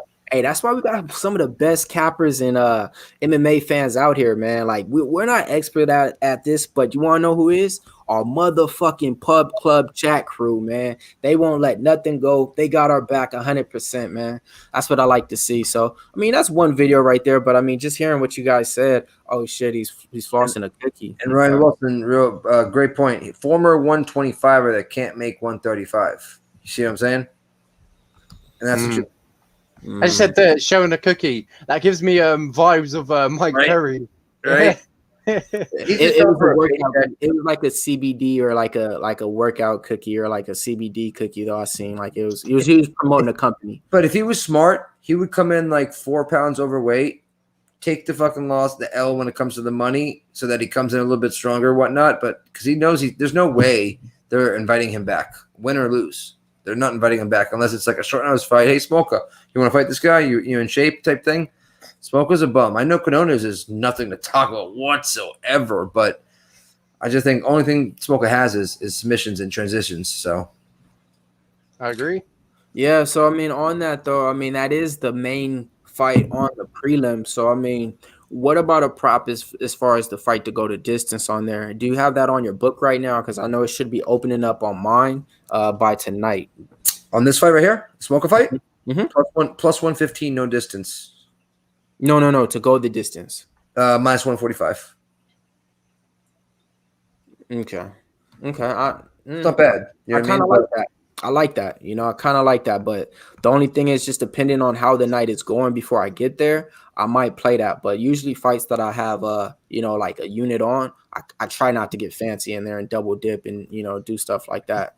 And you're right. If Smoker gets him out, it's probably going to be early in the first because once they start getting sweaty and whatnot, it's going to be harder for him to slap those submissions on and stuff like that. And if he gets pieced up a little bit, I mean, he's good at grabbing those ankle locks and whatnot, heel hooks and stuff like that. You know what I mean? When someone's trying to pull out, that sounded bad, but you know what I mean? Yeah. I mean, like someone said in the chat, pass on the fight. But if I was gun to head, to bet somebody right now, I would need to get Quinones at a plus 130 or better to bet him. So I think it's a smarter look is pass on the actual fight, but look for some props. Man, this is one thing I got to highlight right here, man. Shout out Gregory. Millz, I heard Brady said he saw this guy Smoker playing a video game during fight. He couldn't fight because of the cut weight. Okay, yeah. Wow. I tell you this, man. He trains at the gym that he trains at was 15 miles around here. So local guys know stuff, right? So I'm talking to this guy literally, and he's telling me the whole rundown, everybody in the gym at Team Uriyama. Shout out to him, though. They got some killers over there. They got Cheeto Vera over there. You seen what he did to O'Malley. Carlos Esparza's over there sometime. And then they got a few other people over there, too. I'm just running short on. But long story short, they got Smoke over there. And they say, man, whenever he's working out, he just looks like a guy there. Never is looking impressive, never looking on nothing, new on the heavy bag. So I'm already invested. So, oh, well, it is what it is. Give me the smoke. But yeah, man. So that's the last fight on the prelim. Boston Nick, real quick on the main event. Go ahead, Lenny and Boston Nick, take it over.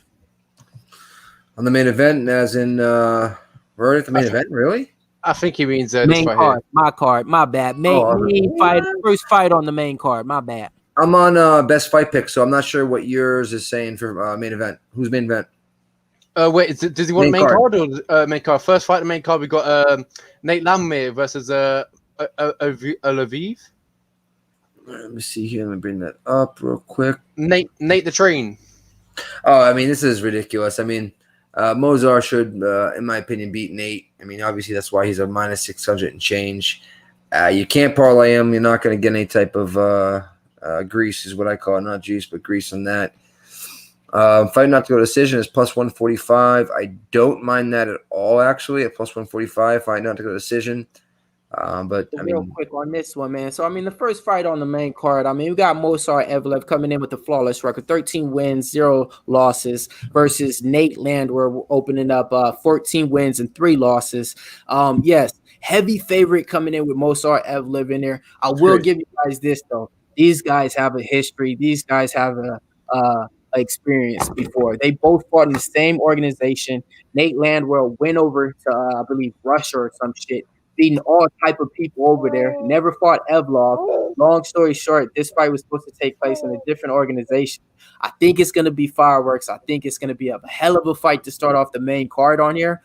Do I think the line is off? Hell yes. I like Evloev. Last time I seen him in the ring, I think he was a minus 300 favorite. Got the job done. Looked impressive too. Nate Landwehr, big fan of that guy. I believe he lost to Gilbert Burns or some shit like that. Looked impressive against Elkins, but that's just Elkins. Not just that. I like the gas tank. I like the motor on this guy right here. I think this is going to be fight of the fucking night on here. Maybe some ways to go on here is going to be some props and everything. Don't count Nate Landwehr out in here. So go ahead, take it away from here, Lenny. Yeah, you said that he lost against Herbert Burns. Well, you said Gilbert, but it was Herbert Burns, the brother of Gilbert. And yeah, he got knocked out in that fight. That was his UFC debut after that immense run in M1 Challenge. You said there, him in M1 Challenge was a pleasure to watch, man. That guy sort of ruined some Russians over there. It was incredible to see. And then he came to the UFC. Unfortunately, he didn't win his UFC debut. You know, he got knocked out. He returned with a win over Darren Elkins. You know, a guy that is a veteran in the 145-pound division. And Darren Elkins not having the best of stints as of late, though. Just return back to winning ways. But, you know, it's a good win under his belt to have in the UFC. Gets him set off, gets him that win, gets him that confidence. But I still feel like he doesn't have enough in this fight. I see Movsar having a better... I don't know. I feel like Movsar's better everywhere. On the feet, everywhere. Ground. Everywhere. Yeah, I think he takes this fight wherever he wants it.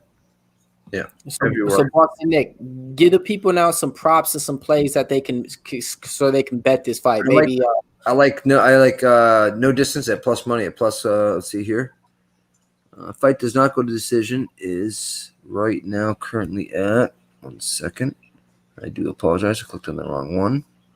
Yeah. All right. Movsar Evloev is right now currently or plus 145 not to go to decision. Now, if you want to take him inside the distance, you can get Evloev by knockout at plus 400, Evloev by submission at plus 450, and you can get Evloev wins inside the distance at plus 195, basically plus 200. So if you think he takes him out inside the distance, you bet the plus 200. But I would rather bet the plus 145 just in case he gets caught with a punch. You know what I mean? Gets caught with a shot, and it's all she wrote. We've seen crazier shit happen. So my play would be plus 145. Fight does not go to decision. Yeah, if you want to watch a fight as well, oh my God, watch Movsar's last fight against Mike Grundy. The wrestling exchanges between them two men right there was absolutely incredible. It was a pleasure to watch. If you're here to watch MMA and you like wrestling, go watch his last fight against Mike Grundy. Incredible to watch. Grundy held his own there too. You know what I mean? He really did. He landed 3 takedowns versus Movsar as well. Mike Grundy was a former Olympic wrestler for Team GB. You know, this guy has some credentials, and it's kind of mad to think an English guy wrestling. Nah, that doesn't happen around here. Yeah, that was a good fight, man. That was a good fight. I will say that, man. Shit, yeah, a lot of people out there. Danny saying Nate was getting rocked out there and stuff. So I mean, yeah, I actually a play I would like probably Evloev inside the distance, but that's probably not going to be No, that's plus money. Oh, that's the one that's plus money. Okay. They're all plus money. So in Movsar inside the distance is right. What about by decision? Because to be honest, Nate, I don't think Nate. All right, Lenny, look this up for me. I don't think Nate Landwehr has been finished too many times in his career for the 3 losses. I think Danny just got knocked out, but it's minus 135 by decision, plus 200 by inside the distance. Nate got knocked out versus Herbert Burns in the clinch. And he ain't much of a striker in Kip. You know what I mean? I mean, if everyone's a striker, so yeah. Mm-hmm. Before that, it was a rear naked choke and a decision. Yeah, inside. I think take him by inside the distance, plus 195, or just take him. Fight not to a decision at plus 145. So you get 195 or plus 145. But wait. Listen to this though. He's versatile. He didn't lose just not by one way. He lost by every fucking way you can. He lost by knockout, he lost by submission, and he lost by decision. Man. The guy's good. I mean, average. Average loser, right? Could lose it all ways. Nah, man. So yeah, kind of interesting. So yeah, I actually do like Evloev. Then I want to say at that plus money inside the distance and just roll the dice on it because he was putting up that pace on Grundy and everything like that. So. Can be the same way, but let's scroll out the Instagram and everything and see what Evloev has going on nowadays. Did you hear about while we're waiting to get the waiting up? Did you hear about Larue Murphy? He's got a booked fight now. I haven't announced it yet. Oh, actually, we'll talk about Anthony Pettis. He's fighting Alex Morono. Oh yes, Anthony, and that's coming up. That's like December 19th. Yeah, I think they needed to get someone quite big in quickly, and they brought in Anthony Pettis against Alex Morono, who recently fought and looked impressive in his last fight. Hopefully, we see Pettis, get back on track. I think Pettis wins that fight, though. Yeah. I think I agree as well. Yeah, if he doesn't, he's getting knocked back in the division. Oh no, he got a decision win over the Cerrone at Pettis, so it will be 2 wins in a row for Pettis. Yeah. I think it's 170 pounds. You're right. Yeah. This is what I like to see. All right. So look, I guarantee some of these combos and moves that he's doing right here, he's going to emulate in the fight this Saturday. And so it's good to see, so just to try to say, he's trying to step off to that right hook. See that? He steps off to the right hook, goes to the left, steps off, right hook. It's either he's doing that or he's doing a double bluff. A lot of guys do their combinations, they do it on Instagram, and they could do the total opposite in the fight, and it just throws their opponent off. That could work. Right. He's been training the whole time for that, and all of a sudden he's going to do it the opposite way. You know what I mean? Exactly. A lot of fighters, when they watch tape on their opponent, and they see they come out with an orthodox stance, and then when they come out with like a switch stance or like a what's the other southpaw, a lot of that throws them off a lot. So if you're getting prepared for an orthodox fight and he comes out with southpaw, you're immediately thinking, all that work I've done in camp, man. Yeah. What's going on here? Yeah. Yep. So I mean, coming on to the next fight right here. This one's gonna be a banger, folks. All right, you guys ready? We got Roman Dolidze coming in. Flawless record as well, 7 wins, 0 losses. Looked real impressive his last time out. I had a play on him as well. So I was waiting to see this guy fight again. So he's back in the ring. He's taking on Gian right now. 13 wins, 5 losses. He's going to be taking play a light heavyweight. In a minute, I'm going to kick it to Boston Nick for some odds and everything on the fight. But just my little 2 cents on the fight. Roman Dolidze, I'm a fan of this guy, man. He got popped for the steroids before. He was supposed to be in the UFC, I think, 2 years ago. Had to wait because of that. Same thing with John Allan. John Allan fought Mike Slow Rodriguez. That got pulled to a no contest because he got popped with performance enhancements too. So on this, man, Roman Dolidze, I like everything I've seen from this guy. I think this fight's going to take place to where Roman Dolidze could win 2 different ways on there. I'll tell you the play I got on this fight. But before we do that, Boston Nick, what's some fight odds on these guys? Right now, we got Roman at a minus 185. Best case scenario. Hovering, though, right around the 195, 200 range. And then we get the comeback on Mr. John Allan at plus 170. Best case scenario, though. Hovering, though, right around plus 160, plus 165. Got it. So, Lenny, mate, you know anything about these guys out here? What I know is that Roman, he's a finisher. I think I think all his fights have been finished, and he's finished them via variety. You know, he had in his first 3 fights. You know, he had submission wins, and he finished it by rear naked choke, heel hook twice. It seemed like he favors the heel hook. In his first 2 fights, he had the heel hook wins, but after that, he's been on a tear with his hands. It looks like the hands are growing. And in his last fight, he also got a win over Cadiz, and he finished that on the ground and pound. But you know, this is a good fight. I think he's going to get another finish today. And if you're going to bet on something, I'm not a betting man, but I'd probably bet on a finish. I agree. I really agree. My prop bet here is Roman inside the distance at minus 110. I think he gets John Allan out of there. As you said there, yeah, he is undefeated. I think there's 5 undefeated fighters on this card. Yeah, right. So somebody though might be getting their first L. I mean, yeah, that's a hell of a way to put it, man. A lot of undefeated fighters on the card right here. But I got him, locked him up, minus 160 when he came out. I knew already that line was gonna jump, and I mean that's where the odds say he's at. On my book, he's at a minus 210 now. So I definitely beat that line movement on him. Yeah, when it comes down to it, man, I'm just impressed with him, you know, and I like everything I've seen so far, you know. So I mean, we'll watch. He's worth watching some Instagram tape on, you know. So let's see what he's working on in the camp. And I guess a lot of people are putting this parlay out there. He's got to keep that right hand up. A parlay with him and Tapora, I guess, is what, like, you know, He better be tired. Yeah, he better be. He looks like he's lackluster with No, that he right looks hand. like He's got to be tired. He's been. I don't even know why he put that video out at that. Yeah, that's bad. But okay. Look at this. Hey, hold on. Look at Devin Clark's bigger brother. What? I see it. All right, let's see. What's he? Okay, going in the code place or something. That's not working. All right, I see you. Giant gloves on. Okay, now he's watching someone else work out. That's a buddy. Where's Roman Chain? I don't know. Is it Extreme Couture? I think it's Extreme Couture. It's not ATT, right? Nah, definitely. Okay. I want to say it's Extreme Couture. If somebody in the chat outprove me if I'm getting it wrong, though. I thought that was my boy Justin. Out there in the snow, you know. Shadow boxing. Okay. But see, this is another thing that I like. Our last time seeing him fight, I believe, was against Cadmus Ibrahimov, or whatever the fuck his name is. I can't even say it. Yeah. Agabrimov. But this is the thing.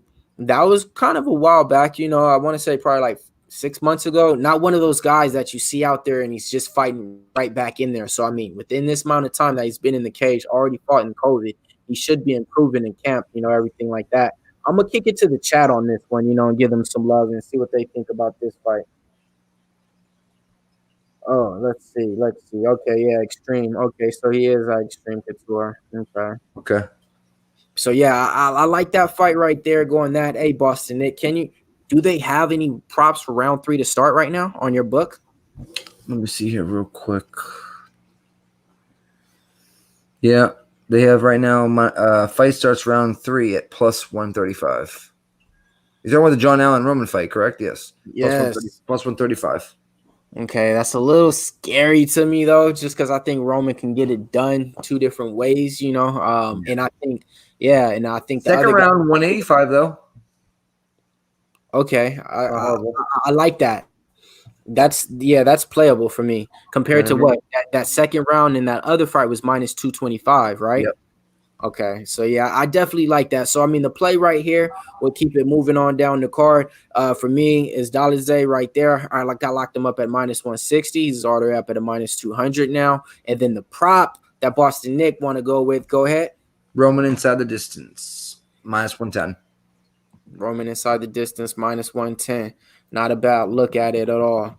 So moving on down the card, you got Gabriel Benitez versus Justin James. Gabriel Benitez, back-to-back losses. My recollection of seeing him fight, I seen him fight live versus Sadiq Yusuf at the Anaheim Convention Center. Then before that, I think he got a loss to Justin James, I want to say, right?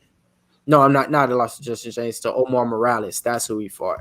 All right, so yeah, now I got my mind collection right. Yeah, so in my mind, Gabriel Benitez, he's coming in the favorite. I'll let Boston Net get to the odds and everything, but I don't see why he's the big favorite in this fight versus Justin James. We just seen him recently versus Galvin Tucker. Before that, we seen him pull an upset win. 16 wins, 5 losses right here.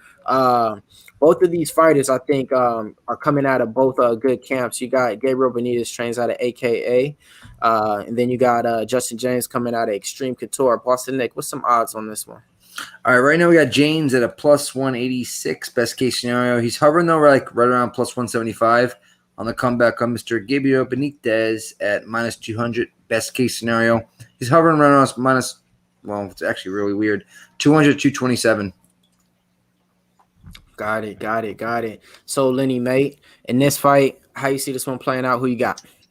This is a really good fight. One of the fights on the card that I'm most excited about, just because Justin James, man, this guy's personality is absolutely incredible. I've interviewed him twice now, I think, I believe. Yeah, twice. And the second time around, I interviewed him. He's such a down-to-earth fighter. And every fight he goes into, he's looking for that knockout. You know, he's got some really heavy hands. Wait. Hold on. Pause, man. See, sometimes these people don't understand and hear right. Did you just say you had an interview with who? Justin James, twice. There you go, man. You heard it here first, man. MMA Unhinged, man. Doing this thing officially, man. He just throws it out there like it's nothing, too. But go ahead with the story. I just want to let these bums know. Yeah, every time he fights, he said he's always looking for the knockout, and I think he's going to look for it in this fight. And Gabriel Benitez, I can't remember his last fight, but I believe he did get knocked out, if I'm correct. No, I think that one went to decision with Omar Morales. Oh, yeah, that's correct. Before that, he got knocked out by Sadiq, yeah. And then his last fight, he got a decision loss against Omar. But I think Justin James is going to return in spectacular fashion after his he said he wasn't very impressed with his performance against Gavin Tucker after he got choked out in round 3. But this guy, you know, he's relentless, man. Once he fights, don't take your eyes off this fight. Round 1, this guy's going to pull the action on 100%. Yeah, no, you said it right. Boston, what's your thoughts on this fight? I mean, I was on Gavin Tucker, and not at minus 120. I let him become the dog when I took him, Gavin Tucker, at minus 109 to 115ish. I can't remember what it was. Or it was a pick'em. Everybody was on James that fight, but I was like, nope, I'm on Tucker. He was the better fighter, and as you saw, what happened. But here, I think he's too much of a dog against Benitez. I don't mind a dog shot on James right now whatsoever. I think he's hovering again, like what I said here was, let me see here, plus 180-ish, you know what I mean? So I want to see the weigh-ins. That's huge for me, you know that, Millz? And once I see the weigh-ins, I can get a better aspect. I also want to watch a little bit more tape on Benitez in this last fight. So, but my original lean right now is definitely James. Man, see? And this is another thing, man. I'm liking what I'm hearing from both of my people I got on there. Why? I'm on Justin James too, and I got to play on him. I put a half unit on him right now. Yeah, like I said, I can't believe the line. Gabriel Benitez minus 200, minus 210 on there. So, yeah, I definitely got to play on James. I like his gas tank. I like everything about it. I like what he said after the Galvin Tucker fight. Yes, you were the only one on Galvin Tucker in that fight. I will say that, and I do remember that. And even though Justin James lost to Galvin Tucker, he still looked good in that fucking fight. You know, so like, yeah, I like Justin James right here. Gabriel Benitez, on the other hand, I'll tell you exactly what I'm familiar with. Like I said, I seen him fight live versus Sadiq Yusuf. Had to play on Sadiq Yusuf too, high on him. Gabriel Benitez was winning like the first round and everything. Sadiq Yusuf caught him though. Before that, Sadiq Yusuf got caught by Gabriel Benitez. But back then, I wasn't too impressed with him. I knew he fought at a good camp, but still didn't know too much about him then. Wasn't too high on him then. Fight Omar Morales then. I had to play on Omar Morales when he fought then. Tough fight, went the whole 15 minutes. But yeah, I'm not high on this guy at all, man. So give me Tucker right. I mean, give me Justin James right here, man, on the underdog play, man. So go ahead. So if I'm going with the underdog play on there, man, that's just the fighter. What about a prop like that you would make? Fight not to a decision. As I was like minus 145. Fight not to a decision. I think these guys are going to slug it out. Benitez has good hands. You know what I mean? And Justin James likes to sit there and trade in the pocket. So one of these guys are probably going night minus 145. That's good enough for me to I might slam that for a unit. Yeah. Okay. So see, this is a fight to where this is different. All right. So like I said, if I'm heavy on a fight, like on a favorite, and I got a unit in, I'm probably not going to bet on that fight again for another prop unless it's like a round 3 to start. I can't resist it. But this is different. When you're betting on an underdog, you can bet way less and make way more. That means you can get fancy on this fight. You know, you can bet the underdog, then you can bet a prop too, to where it's like, all right, for that same amount that you would have bet to bet the favorite, you know, you can have 2 live bets to where if one of them don't hit, the other one does. And that's not how I play. I play the double up. So I'm trying to hit them both ways. So this is a fight that I would probably target for a prop on there too. Like you know what I mean? For instance, you could put a little bit over half a unit on Tucker, right? And then also put another half unit on inside the distance. You know what I mean? And if Tucker wins, you know what I mean? Obviously, you can pick up that. And if he wins inside the distance, you pick that up. But if Benitez gets him out of there, you know what I mean? So it's, you know what I mean? So, yeah, to win a half unit, not lay the half unit, to win a half unit. So there's ways to – it's not hedging. It's almost trying to middle the fight as well. So I do that as well all night. Man, speaking of unit this, half unit this, who the fuck do you guys use to make your bets, man? If you're not using mybookie.ag, the best website out there, and using Pub Sports Radio as your promo code, you're doing something wrong, okay? All this talk about bets, you got to know the best bookie site to make them on. Ain't that right, Boston Nick?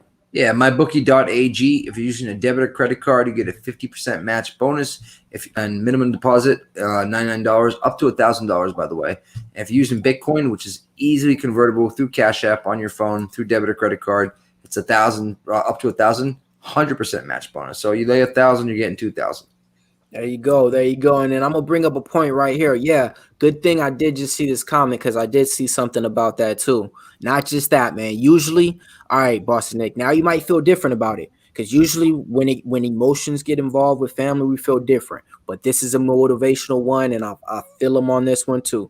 All right, so Justin James, don't count him out. He has his pops in his corner. His pops is dealing with cancer right now. So this is some real shit right now. So his pops is dealing with cancer. So that's true. I remember. Yeah, so he was like he's coming to corner him. They told him it's not safe for one because he has a heart issue too.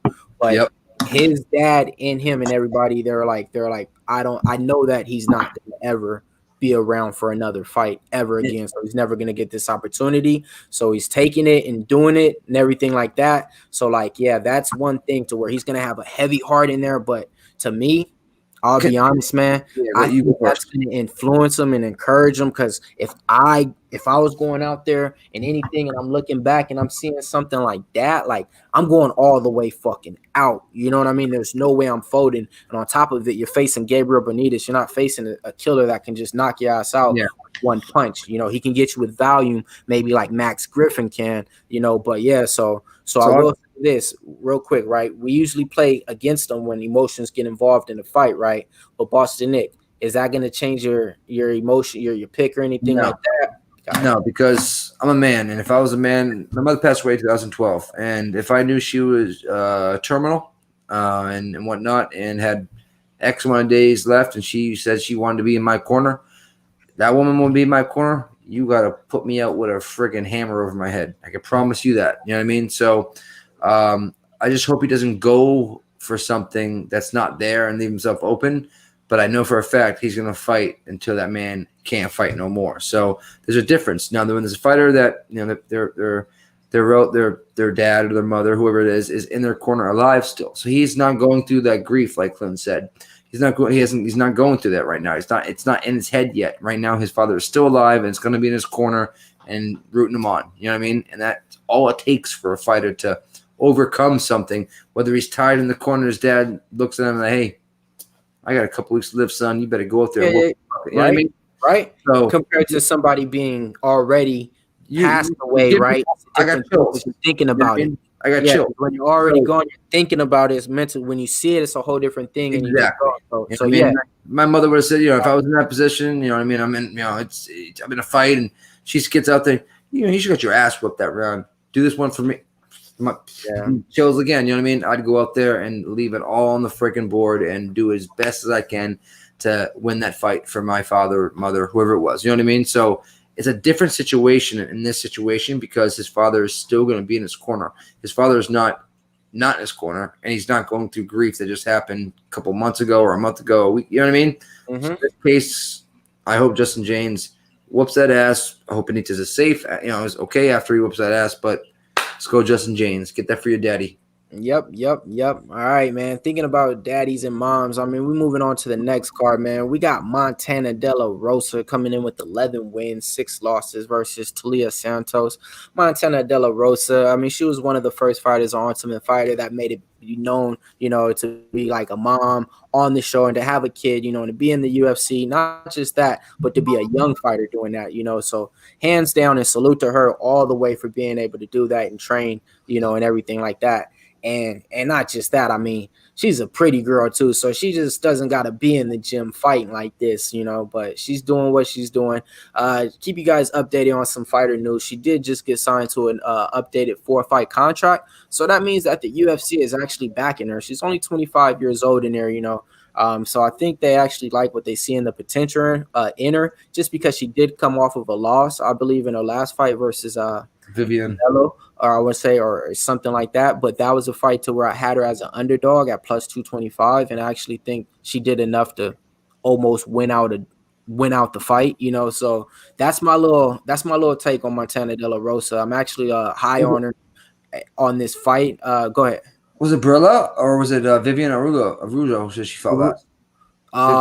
You probably it was Vivian. Yeah, right? Viviani. Yeah. Got it. I'm my bad. I'm not looking at the names or anything. I'm just going off who I thought it was. But yeah, so I remember that fight. But yeah, everybody else was on the favorite, But I think Nick, you was watching that fight with me on the stream, and I think you even kind of agreed a little bit to where Montana De La Rosa did, or people on the stream was coming to the Montana side, in other words, but I will say in the third round, she didn't do anything. After that fight, after she got influenced with her camp, she did say she didn't like the way that she fought in there. She knows now that she has to step on the gas, so she's looking to be a little bit more aggressive, to step up with the pace in there. But she won that fight and was upset and was crying, right? Huh? Is that when she lost? No, she lost. What was the fight where she won and she got so upset she started crying? You know what I mean? She still won, but yeah. She had a fight like that she won. Yeah, she's like really hard on herself type thing. You know what I mean? So Montana De La Rosa? Yeah, De La Rosa. Okay. Really that's what's up. So I mean, yeah, so I mean, that's a little spill on her. Taila Santos though in the other corner, 16 wins, 1 loss. Last time we seen her, she made a can of my girl Molly McCann. Oh man. So yeah, Taila Santos before that, we haven't seen her in the octagon looking impressive at all. But against Molly McCann, she stepped in there and looked like a fucking accurate boxer, like an Olympics gold time boxer. It's improvement. And just because I'm on that, I'm not going to get sidetracked since we're on Olympic boxers and women. Shout out to Clarissa Shields, I want to say, the Olympic boxer got signed to PFL. I probably didn't even get the name right, but the people out there know who I'm talking about. Clarissa Shields, you're good. There we go. See, 2-time Olympian boxer out there just signed to PFL. That's the perfect fucking organization to sign to. You want to what is bare knuckle boxing? She's a boxer now. She has no. I'm talking about as far as mixed martial arts. I'm just saying compared to China. To bare knuckle, in my opinion, she would have whooped everybody in that division. Nah. She wants mixed martial arts. Bare knuckle, you don't win shit, bro. That ain't no championship. That's just money. They make money. They make money though. There. She's an Olympic boxer, bro, with sponsors and shit. She's trying to rack up. She's trying to be legendary and shit. But so what I was saying is just like for her to go to PFL instead of going to like Bellator, UFC, even Invicta to start off, because Invicta got killers in there and everything like that. So I mean, going to PFL I think is the right way. They're gonna give you some fighters who probably got 3 fights, 2 fights, stuff like that. Sidetrack. Back to this. All right, so Taila Santos, Boston Nick, kick it off with the odds on this fight. All right, right now we get the favorite, Taila Santos. Best case, 200, minus 200. Hovering right around anywhere from 205 to 225. And the comeback on Miss Montana de la Rosa at plus 180, right around the plus 175, 170 range. Got it. So Lenny, mate, go ahead, man. My bad. Didn't mean to hog it on there, but sometimes when I'm interested in one of the fighters' outcomes and stuff like that in the future, I gotta let you guys know exactly what's going on with all of them. And then this one, I'm back in the underdog on Montana de la Rosa. Call me crazy, call me what you want, but shit, after Saturday night, you gonna call me paid. You just like her Instagram. Nah, it's not the Instagram. I like her whole fighting style and everything. Big fan of the De La Rosa family, man. You know that already, though, I know. man. You know that. So and you know where that's going. So you know that. But I love the Rosas. I love the De La Rosas. You know that. Let's go, Lenny, mate. How you see this one? Am I crazy out my mind? I think you're crazy out of your mind. I'm going with Santos in this fight. After her last fight against Molly McCann, she beat that's a really good win under her belt. Molly McCann is no joke. I'm not saying this because I'm British, but she's no joke in that flyweight division. She's got she's picking up some steam as well before she was heading into that fight. Before that fight, she lost against Mario Barello, but now she's after that fight she won against Molly McCann, and I feel like as well as Montal de la Rosa. She's lost her last fight events, as we said there earlier. Viviano, I see Taila Santos taking this fight anywhere she likes, and I see her winning the fight. When you say anywhere she likes, all right, you got me a little bit because I know that Montana de la Rosa is an aggressive grappler, and to me, if she just sticks to a game plan and shoots for a grappling, she's like one of the better female grapplers in the division. I will say this on Santos. I'm saying this because I don't know though. I don't know about her grappling because I haven't seen her fight too many times. So when you say that she can take it anywhere, she can even win on the mat too, is what you're saying? It's possible, with you kind of put me on the spot here. I think she can negate it. That's why I'm like, I don't know about the mat. Not win on the mat, but I think she can stop. I feel like the takedown accuracy from Santos is much higher than Montal de la Rosa. Santos. Her takedown actually is 77% compared to Montal de la Rosa's 30%. You know what I mean? I like a prop here, man. I mean, it's ballsy. It's fucking ballsy. But I like Santos by TKO at plus 600. A little sprinkle. A little knockout. I think she might fade her. I think maybe De La Rosa might pull for some sort of like heel hook or something like that. Start pulling guard and just get pounded out. It might be able to work a little sprinkle at plus 600. Wait. Give me that one more time. That's Santos by KO at plus 600? Yeah. Man, I ain't gonna front. I like that because like after seeing her fight McCann, I was impressed on this lady's boxing. I'm not lying, man. Like she was out there striking people up, and not just that, her vernacular looked like a man. Exactly. So Millz, keep on the feet. It's all she wrote. You know what I mean? If Montana cannot get it to the ground, we've seen these women. I mean, women's fights is recently getting stopped a lot too. If she can piece her up on the feet and not get taken down by De La Rosa, which I really think she's a stronger girl, not De La Rosa, I'm saying Santos, she should be fine. Yeah. I kind of agree. So real quick, just that's one prop right there, right? What about another prop? Just because it is a women's fight, so let's just say they wanted to play a fight to go the distance. What can they get that at? Believe it or not, it's only 205. 205. Yeah, minus 205, not plus. Fight doesn't go to decision. It's plus 165. So if you think both girls can finish, which some people do, some like you're saying, some people think they can get it done by a sub or something like that. If you're looking for that type of bet, you can take plus 165, still get plus odds. But I don't think Santos. I mean, if she does sub De La Rosa, it's probably after rocking her, and then she gets her back somehow or something like that. But Santos is good at not getting sub because she's such a expert on the mat. So. For me, it'd be a sprinkle on TKO. You know what I mean? Women's fights. You could also, and by the way, I think parlaying Santos at minus 200-ish is not a bad idea either. Yeah, see, You're right. You're right. That's another thing. We're not biased here, so I'm gonna show you guys Santos IG too. And so far off the first video, I'm liking what I'm seeing. And this is something Makai just shot it out too. I did see that too against Borello. She said her heart was beating heavily in the locker room prior to the fight, case of nerves and everything like that in her debut. So I mean, I do remember hearing that on one of the interviews or one of the. I hate bro. She's a drug smuggler from Italy, and for heroin, she can eat a freaking you know what, and see you later. So she has that fight right there, and then you see her win over McCann right there. Man, she got that done. But in between there, in the cage a little bit, okay. But yeah, I mean, I guess the play is Santos, and parlays and everything like that. You probably want to do that. What about shit? Yeah, that plus 600 though, it's not a bad look. But I actually like the fight to go to the distance at minus 205. I think you said. Well, what you can do is sprinkle the plus 600 and then put your your bigger bet. Obviously, you know what I mean. Yeah. So I mean, the only way you lose that fight is if Montana De La Rosa wins inside the distance. It's almost like that bet you have on your book. You know what I mean? Any other outcome? Mm-hmm. So Lenny, mate, we gonna get on into the co-main event. I'm gonna let you kick it off and introduce it, man. Who we got in this co-main event taking place?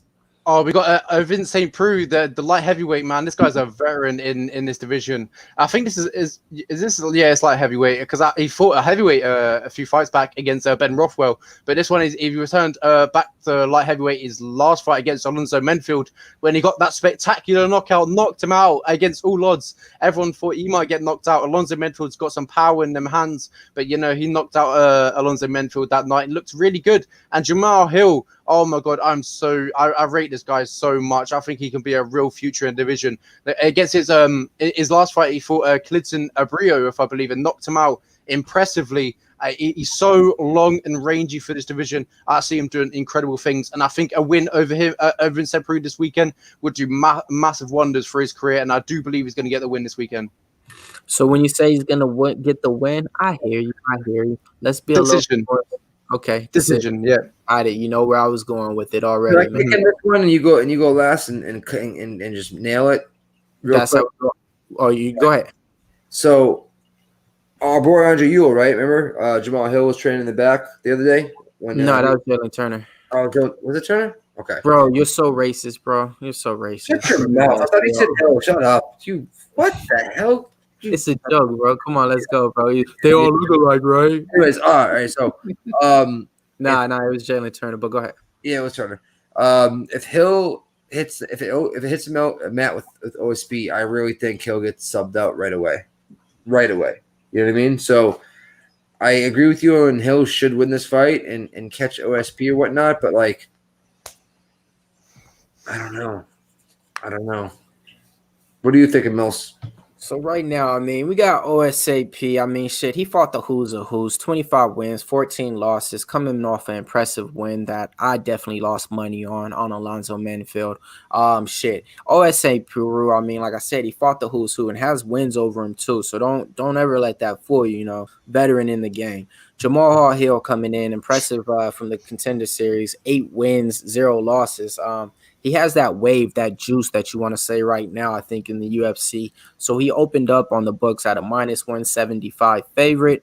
On their OSP, I think on the books, got money coming back at a plus 135, just depending on your book now. That's how it opened up. Now the lines are changing, coming into effect a little bit. So a lot of people didn't know who to pick just because of OSP last time, how he made Alonzo Menfield look when, Alonzo Menfield pretty much was supposed to be that guy, that dude, so but a lot of people was fading the OSP. Jamahal Hill, I'll say this, his win against Klidson Abreu, I think, or whatever, when he knocked him out like in the first or second round. Was the first or second? That was going to ask you. I think it was the first even. That's why he has that first round. Did he beat Darko or lose to Darko? Yeah. That's the face right there. That's why he's making that face right there. That's from that knockout. I remember it too, and it was vivid. And it was a fight that to where. Go ahead. Did he beat Darko also? Huh? Yeah, Darko Stostic. Yeah. He beat Darko also. Right? He beat Darko too. Yeah, he beat Darko too. But yeah, so So I will say this, like, and in both of them fights, I thought the competition was a little bit too soon, a little bit too high for Hill, right? But no, got the wins, got everything like that. Looking impressive, looked like he's putting it together. Another fighter who was suspended for smoking weed and everything like that. Do the books got it right? Should he be a minus 165 favorite right now, minus 170? I really don't think so. I think it should be minus 130, minus 135 at the highest, But just depending on how it goes, I do got Jamahal Hill right here. His path to victory, I think, is knocking OSP ass out. I think OSP has a questionable chin. Yes, I get it. If OSP gets him to the ground and does this and does that, that's the same story we say kind of about like everybody's path to victory when you see it one way. And if you only see him winning one way, then that's kind of like, not that good of odds in a sense. Because like, like if he can only win by technically taking them down and submitting them, and if he really doesn't shoot for takedowns and do that, he's not just going to like implement that game plan. Now, on that fight against Alonzo Manfield, this is the fucking weirdest thing. He knocked him out, man. And OSP looked so fucking bad striking in there. I remember when he had his hands up and striking, I was laughing at him like, how the fuck can a light heavyweight walk around and strike like this? And I get it that, you're not a striker. But shit, god damn, man. Like, just bad striking, and knocked his ass out. So he didn't shoot for the takedowns on Manfield in that fight or anything like that. So I got Jamahal Hill right here, little play on him, half unit, minus 160. But yeah, am I the most confident in this one? I'll say I'm like on that 65%, confidentiality tip right here. So that's my little take on this little co-main event right here. Millz, real quick though, you said it works two ways though. It does start in the feet, but if someone is better at striking, right, and is better at grappling, whoever implements their game plan is going to win that fight, obviously. So if OSB can win the grappling exchange and get him down to the ground, he doesn't try for. He's not a guy that shoots for takedowns. He's a guy that tries to get you against the fence and trip you down in the mat. So yes. I mean, it has all been. Hill. I think Hill has good takedown defense. Yeah, because I haven't watched my tape this week yet on this fight, so I'm trying to figure out. I don't think St. Preux is a big enough dog to take. I think Taila is the side here, but yeah, okay. Sorry, I'm just this one's confusing me big time. This one is though another one to where like I'm not. I mean, 65% convinced ain't I'm not on that 70%. To me, if I'm on a 70% bet, that's the ones I'm locked in over a unit. But. And it's OSP, and like I said, he fought the who's and has the wins and everything, and he's been pulling off a lot of upsets too. I think he's pulled off his last two fights. He's been the dog, right? I believe. Yep. And I can't put it past him because, like, let's just say this: if he gets the win over Manfield, then he gets the win over Hill. I mean, he's gonna be looking at that light heavyweight division, Like, who's next? It could be fucking Jimmy Crute, man. Shout out to Jimmy Crute, one of the best, though. But, yeah. So, I mean, this fight's going to be interesting on there. I'm waiting for my book. Probably if I hit the refresh, I can get some props on it. But I can't. So, that's why I got Boston Nick on tonight. So, what are some props that we got live for this fight that the people in the chat can make some money in? Or just that we got out there on the book so I can know? Oh, wow. I mean, I know this is a little bit juicy, but I don't mind fight not to go to the decision at minus 180 at all. Fight not to go the distance at minus 180. Yeah, that's like the highest I'll take a fight not to go the distance at. Okay. I mean, you could see two things happening here: someone getting knocked out, or someone getting choked the hell out. Yeah, that's not bad. That's not bad. What else? What else is on there? I wouldn't mind if you're going to go the opposite way. Fight to start round 3 at minus 110. If you're going to go the opposite way. Okay. I mean, if you're going to bet St. Preux, you must the sub prop. Let's see what it's at. This is all right. So this will tell us what the books actually. I mean, the books are very sharp, as we know. Yes. This will tell us what the books really think. St. Preux has a chance on the submission. Plus 3. I reckon a sub would be quite high in my opinion. Plus 315. I'm not too sure. Betting does that mean it's So tell them in a money wise. If you put $100 wise, tell them, break it down to them like that. $100 bill win you $315 US dollars. Okay. Yep. So yeah, Lenny, Three mate. times your money. So 3 times your money and a little bit more. So when we say certain thing like odds, like a underdog plus 300, exactly, just a plain and simple. What that means, you put $100, you're gonna get plus 300. When we say a minus 140, that means favorite, or minus 150 favorite. That means to get $100, you got to put down 150. Yep. You know? And you get your money back, obviously, for the bet. Yeah. You know, again, and you win there So to 100. win 100, you got to bet 150 in order to get that. All right. Yeah, I got you. You know, that's what, so I just thought, I know he didn't probably want to ask the question or anything, but so now I actually don't want to learn at all because I like to get his analysis on something because he's not a bettor, you know what I mean? Doesn't gamble. So it's good to get somebody's analysis that doesn't gamble. This is purely off a pick aspect. You know what I mean? Yep. So real quick, I like to do my Instagram stalking real quick because we only got one more fight. You got Jamahal Hill. Let's see what he's working on in there, man. Looking pretty quick out there, man. Looking, and this is the shit I'm talking about right here. I guarantee you, we're gonna see this play out. This is how OSP strikes, just like a stupid ass over the top. And I guarantee you, this combo is gonna play out. And you heard it here first on Seconds Out, because when it do, I'm clipping it, and yes. But yeah, so far, all right, I'll call left hand that is the one that hurts him. That's what I'll call. I like the video I'm seeing. This is the same video. He's going to work. Going to work. So this is just the first video. Yeah, see, going to work. Still hasn't stopped. He must have sped up this video or some shit to do it to where it's 5 minutes plays in 2 minutes or something.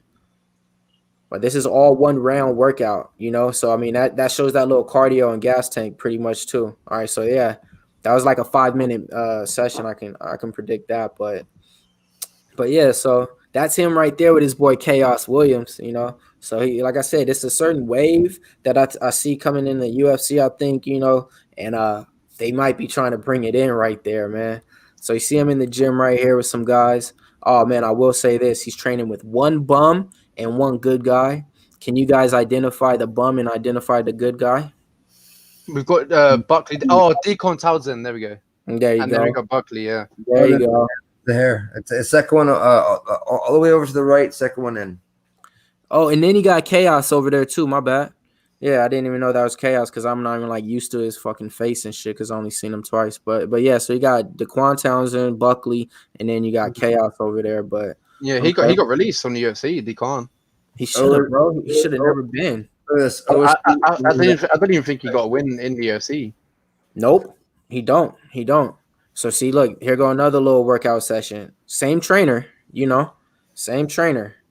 And he's kind of very sneaky with that left hand. He puts it right down the pipe, and that's what I like. So that's why I'm thinking it's gonna be a left hand. You said you like it down the pipe? Shut up, you fuck. Oh, I got it. My bad. I'm late. My bad. But look at this though. This is what I like. Look at how he keeps going to the body with everything too. That was smooth, man. It looks smooth. And for the people out there, man, this is the only place you're gonna get this type of footage, man. Is on Seconds Out right here. Nobody else is gonna give you this. Lenny, well, tell them about Seconds Out, man. What do we give the people? We give them what they want, right? Yeah, we give them exclusive news, exclusive interviews. We got that coming this Friday on Pub Sports as well with Sabina Mazo, if I'm correct. Yes, sir. Sabina Mazo coming on to Pub Sports Radio, giving you the best exclusive interviews.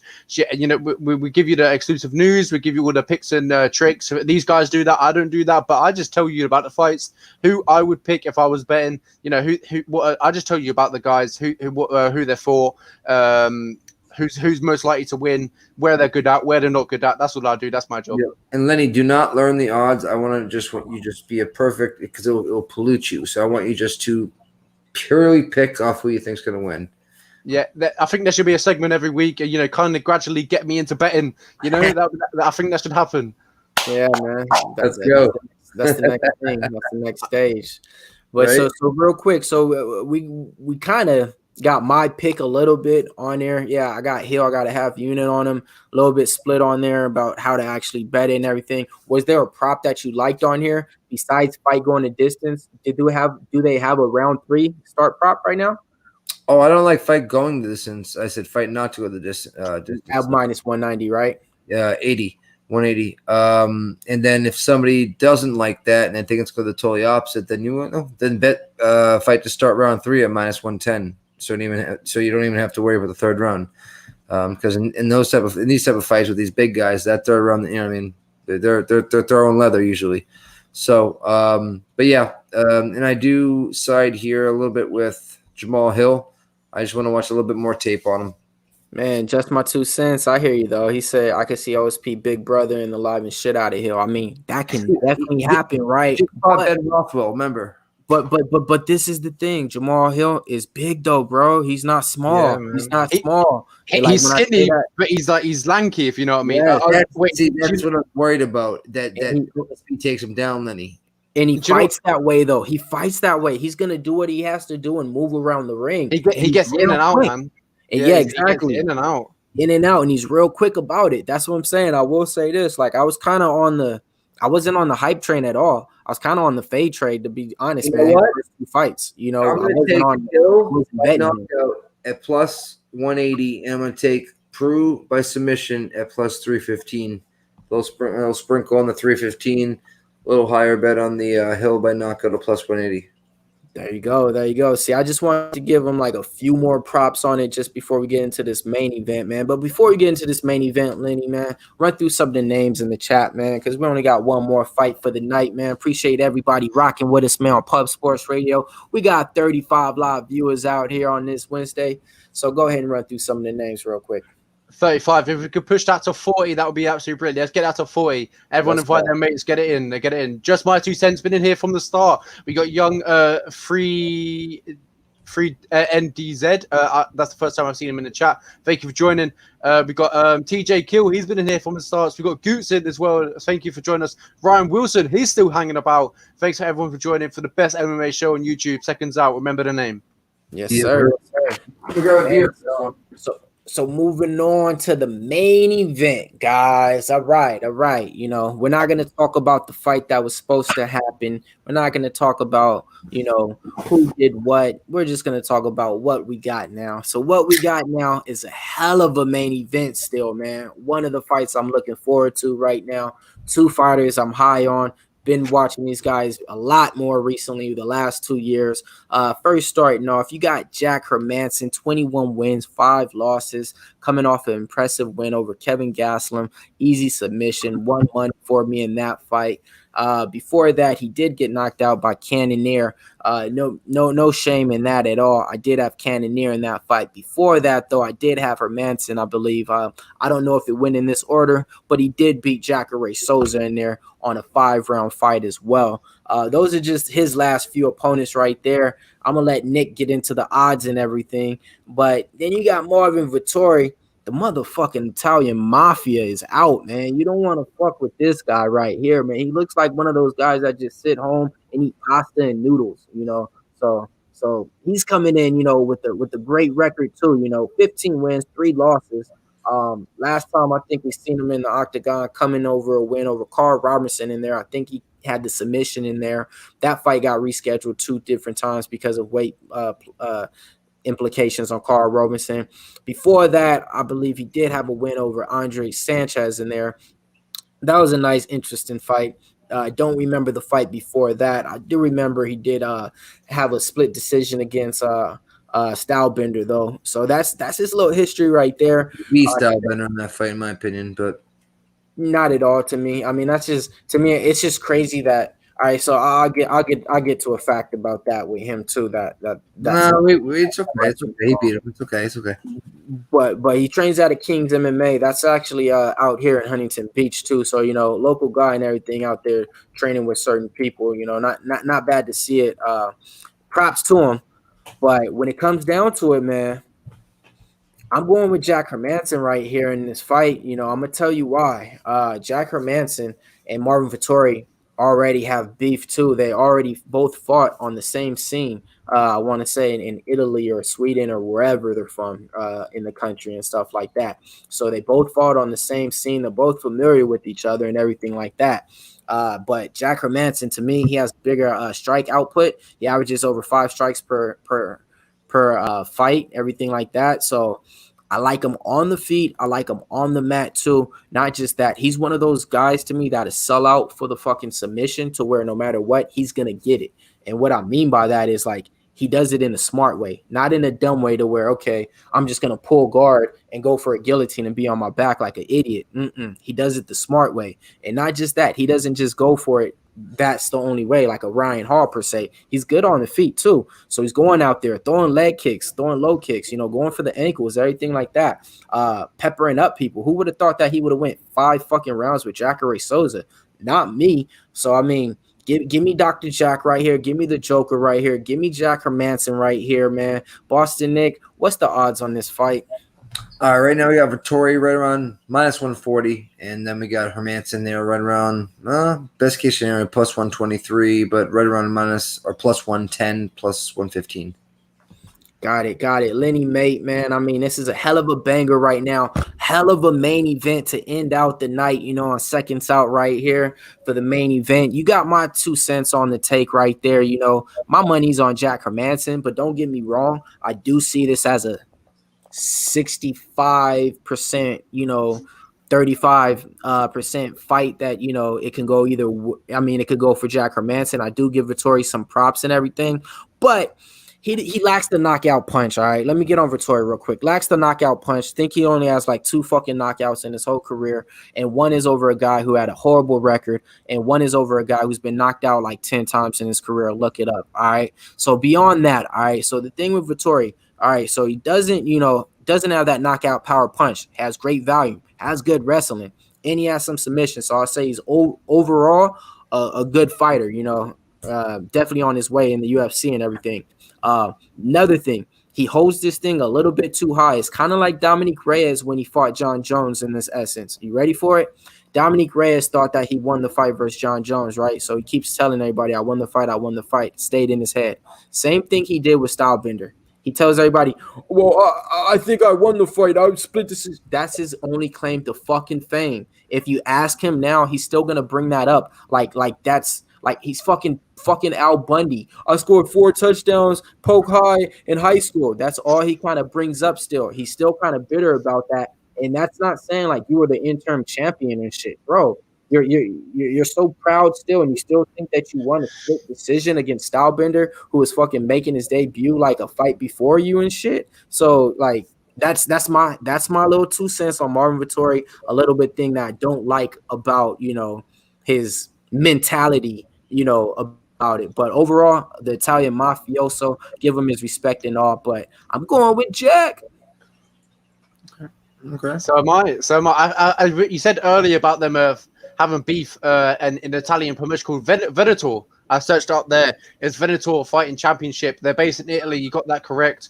And we finally get to see them fight. As you said there, I think I see this fight going Jack Hermansson's way. I think the grappling with him is just absolutely incredible. And even on the feet, we see him improving every fight. He's the volume on the feet is absolutely incredible. I think you said earlier he has like a 5.6 strikes per minute, which is just ridiculous. That's an absolutely incredible thing. I just think he's fought the better competition.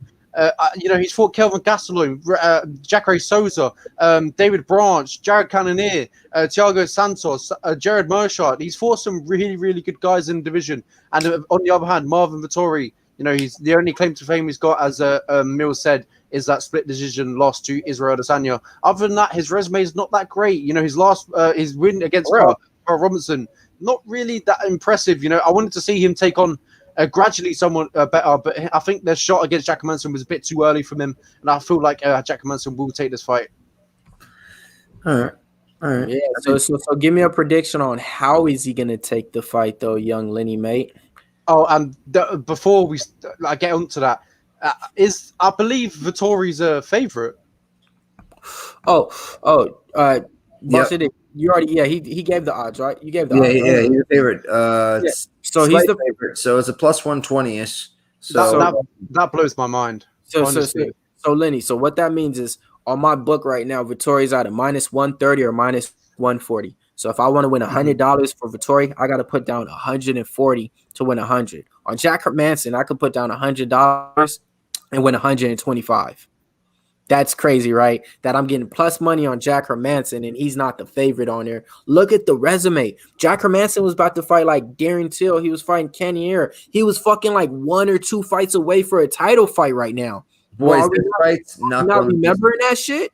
This fight's not on the distance, and it's at minus 195. But if you guys like Hermansson so much, you can take Hermansson inside the distance at plus 215, okay?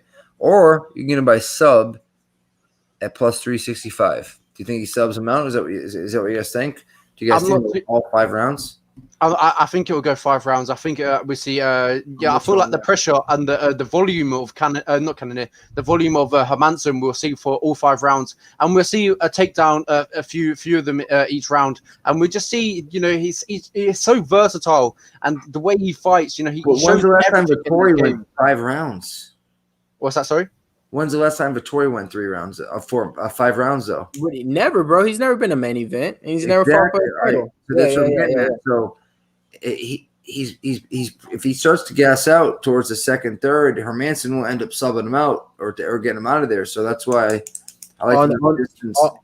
You know what I mean? On the coin flip, Vettori in the 3rd round is still looking good. Usually, he's not one of those fighters to where they kind of say, "Oh, okay, he slowed down in the 3rd round or he lost the 3rd round." I guarantee if you probably look it up, he's probably won like majority of all of his rounds in the 3rd round. Like, if he was to lose a round, what my point is that he's not a fighter that he hasn't sat in that stool yet to go to the 4th and then the 5th.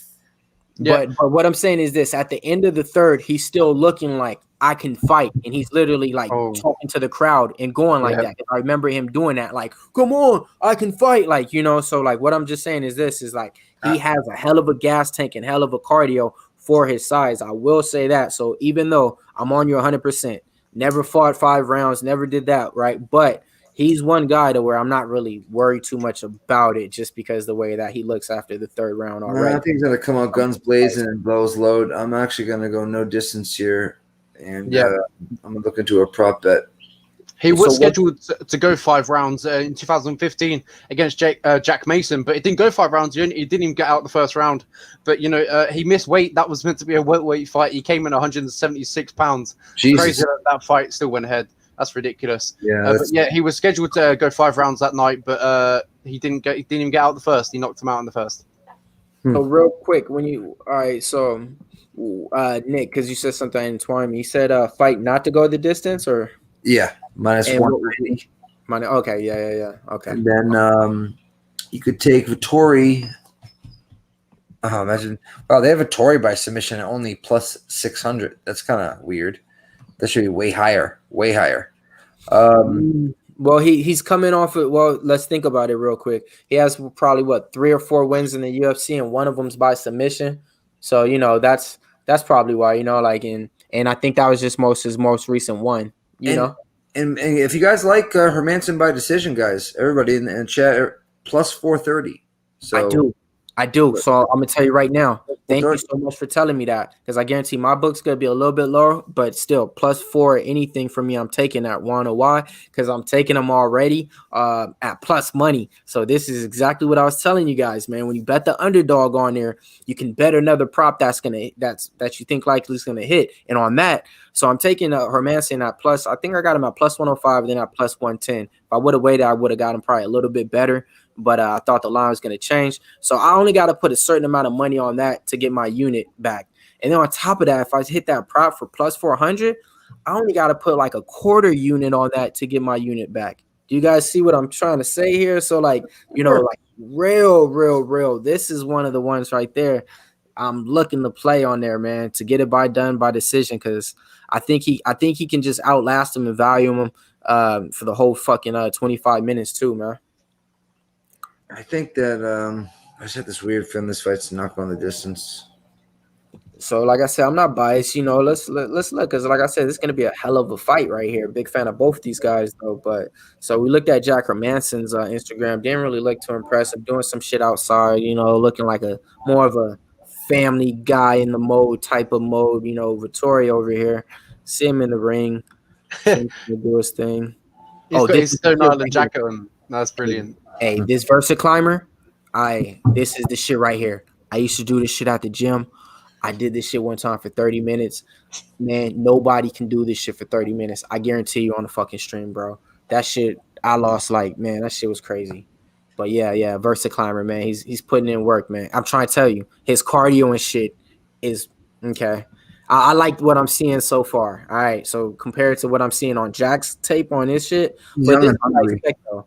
This is what I expect. Vettori is a fucking, like I say, he's one of those, I just sit and eat pasta and potato guy, then I go out there and hit the pad. Potato's Irish, idiot. He's Italian. Well, my bad. I just eat pasta and pizza, then I go out there and fucking hit the pads, you know.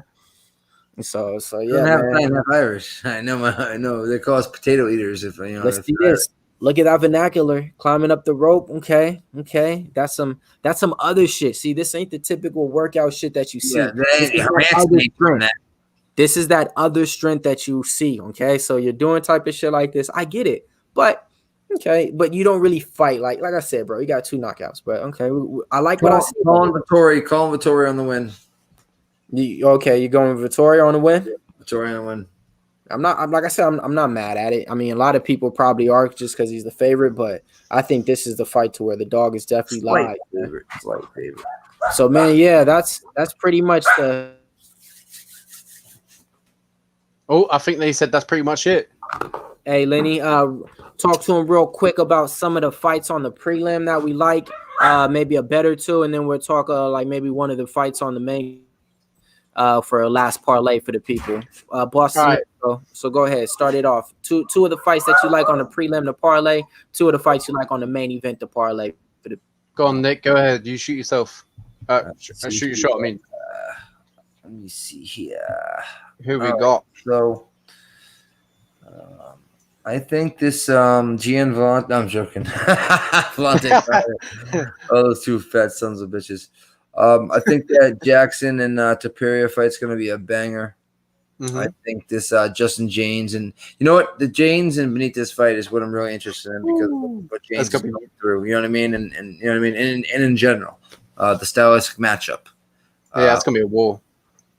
Other than that, I think I got a feeling that Santos might knock out De La Rosa or TK. You know what I mean? Mm-hmm. So your props that you're liking right now so far on the prelims, you're liking Justin James on the underdog, and then you're liking that we were talking about like some fights that we liked and hope to win. Oh, okay. Yeah, got it. So real quick for a parlay out there for the people that just want a 2-fighter parlay off the prelims, or even the whole card, real quick. Who's your most 2 confident fighters? Lenny. It has nothing to do with betting, but just give me your most. Nah, hell no. Sunset has nothing to do with betting. No. Parlay. Who do you like? You're too confident. Yeah. No, I know. No. That's what I'm saying. You get Sunset's not just gonna be confident in 2, and you could pick heavy favorites, and because you don't know how they are, you got to give me 3. So give me your 3 most confident picks on there, and we're gonna call it the MMA Unhinged parlay. My first one would probably Jamahal Hill. I think Jamahal Hill will be OSP in that fight. I feel like it will go decision. I just feel Jamahal Hill will be too much for OSP. I feel like he struggles when it comes to some decent fighters, but when it comes to guys that like he can beat, like Alonzo Menfield, he knocks him out. That was surprising as well for me. We ever thought Alonzo Menfield would knock OSP out, and then OSP showed. It kind of reminded me of the Mauricio Shogun Hua knockout. It was so symmetrical, and the way he just step back, hit him with the left hand, knocked him out. It was incredible. Anyway, so we got one. So I'm gonna give you the odds and everything because I'm on the book right now. I'm on mybookie.ag.com, placing it in for parlay odds. So I'm gonna tell you. So we got 1 at Hill. All right, give me the other 2 fighters. We got Jamahal Hill. I think Jack Hermansson. Jack Hermansson. Okay, I like that. Okay, see? So if you were to just go with those 2, which you're not able to, because on this one I told you got to give me 3 since you're just going on confident. But check this out, though. If you were to just go with those 2, $100 gets you back $232. So that's a plus 232. Plus 232, but you got to give me 3 on this one. So I'll go ahead, give me 1 more fighter. 1 more. Okay. I'll probably go pick. It's just your. These are all just your most confident picks to where no matter what, you don't see them losing. Roman Dolidze. I like that. I like that. So let me add that in real quick while Boston Nick gets his parlays ready, and we can see exactly. He's already locked and ready, man. So Dolidze, see now he's at a minus 200 on there. So if you add him to that 100 turns to $407, sir. 3-fighter parlay right there. Jamahal Hill, Jack Hermansson, and Roman Dolidze. $100 gets you $407. Where on mybookie.ag.com. And if you're matching that on, you already know the promos, you're gonna get something back even more. So that's a good parlay. We're gonna remember those 3 fighters right there, man. Boston Nick, what you got for him? I'm gonna write them down on my notes. Santos, Roman, Jordan Leavitt. It's probably not gonna be as high as his, but I like the Santos. Who? Roman and Leavitt. All right, let me see. Let me get those in. All 3 of those right there, not bad. That's gonna get you plus 174. So you put $100 on Santos, Dolidze, and Leavitt. $100 gets you $174 on there, man. Those is great parlays I'm liking on there, man. So guys, hey, write them down right there. If they hit, that's a lot of money coming in right there. So real quick, I'll give you guys a parlay I like on there too. Shit. I'll just go with see, the line changed now, but when I got it, it was different. I'm gonna take Tapora, and I'm gonna take Roman. I'm gonna leave it at that on a 2-fighter parlay. So if you take those 2 fighters right there, you can get plus 105. So that's a plus money parlay right there. And if you were smart like me, you would have took Tapora when he was minus 200 and when Roman was minus 160, and you would have got back plus 175 like myself. But it's not too late. You can still go on the bookie, mybookie.ag, and still get this right now. If you take Tapora and Roman, you can get $100 to come back at plus 105. Those are the parlays right there to get you paid. We're going to wrap it up from here, man. I want to give a special shout out in there, man. Yeah, man, we're working late hours today, man. This show is only supposed to be an hour and a half at max. My bad, man. We're in here for 2 hours again, man. Sorry, that's how it goes sometimes when you're talking to MMA, man. You don't even get caught up in the time. Speaking of time real quick, mate, what time is it, man? It's currently 4:30 in the morning. Oh, Lord. That's where we go, man. Officially a die-hard MMA, like, get him a shirt. All right, man. So real quick, Boston Nick, run through some of the names in the chat. Oh yeah, let me scroll down a little bit here. TJ Kill, Ryan Wilson, Just My 2 Cents, Goots, Kana, Mickey Mac. We got Gregory T. Moran, Danny Say Ho, what's up, homie? We got Ryan Wilson again, Bloodthirsty, Goots again. So I'm gonna go all the way back because there was more people. 1 second. There we go. Bill Withers, Gregory T. Moran, everybody that showed up. Ryan Wilson.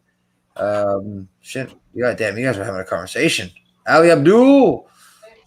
Just what you damn, you guys are freaking going at it tonight. Everybody, appreciate y'all. You're the shit. Thank you for coming. Yes, sir. Yes, sir, man. Want to just say it, man. Like I said, thank you for tuning in to Seconds Out. But stay tuned in for this Friday where we'll be dropping an exclusive interview with Sabina Mazo. So definitely stay tuned, man. Should be dropping around 5 p.m. Eastern, I want to say. But we'll definitely keep you guys in tune with that.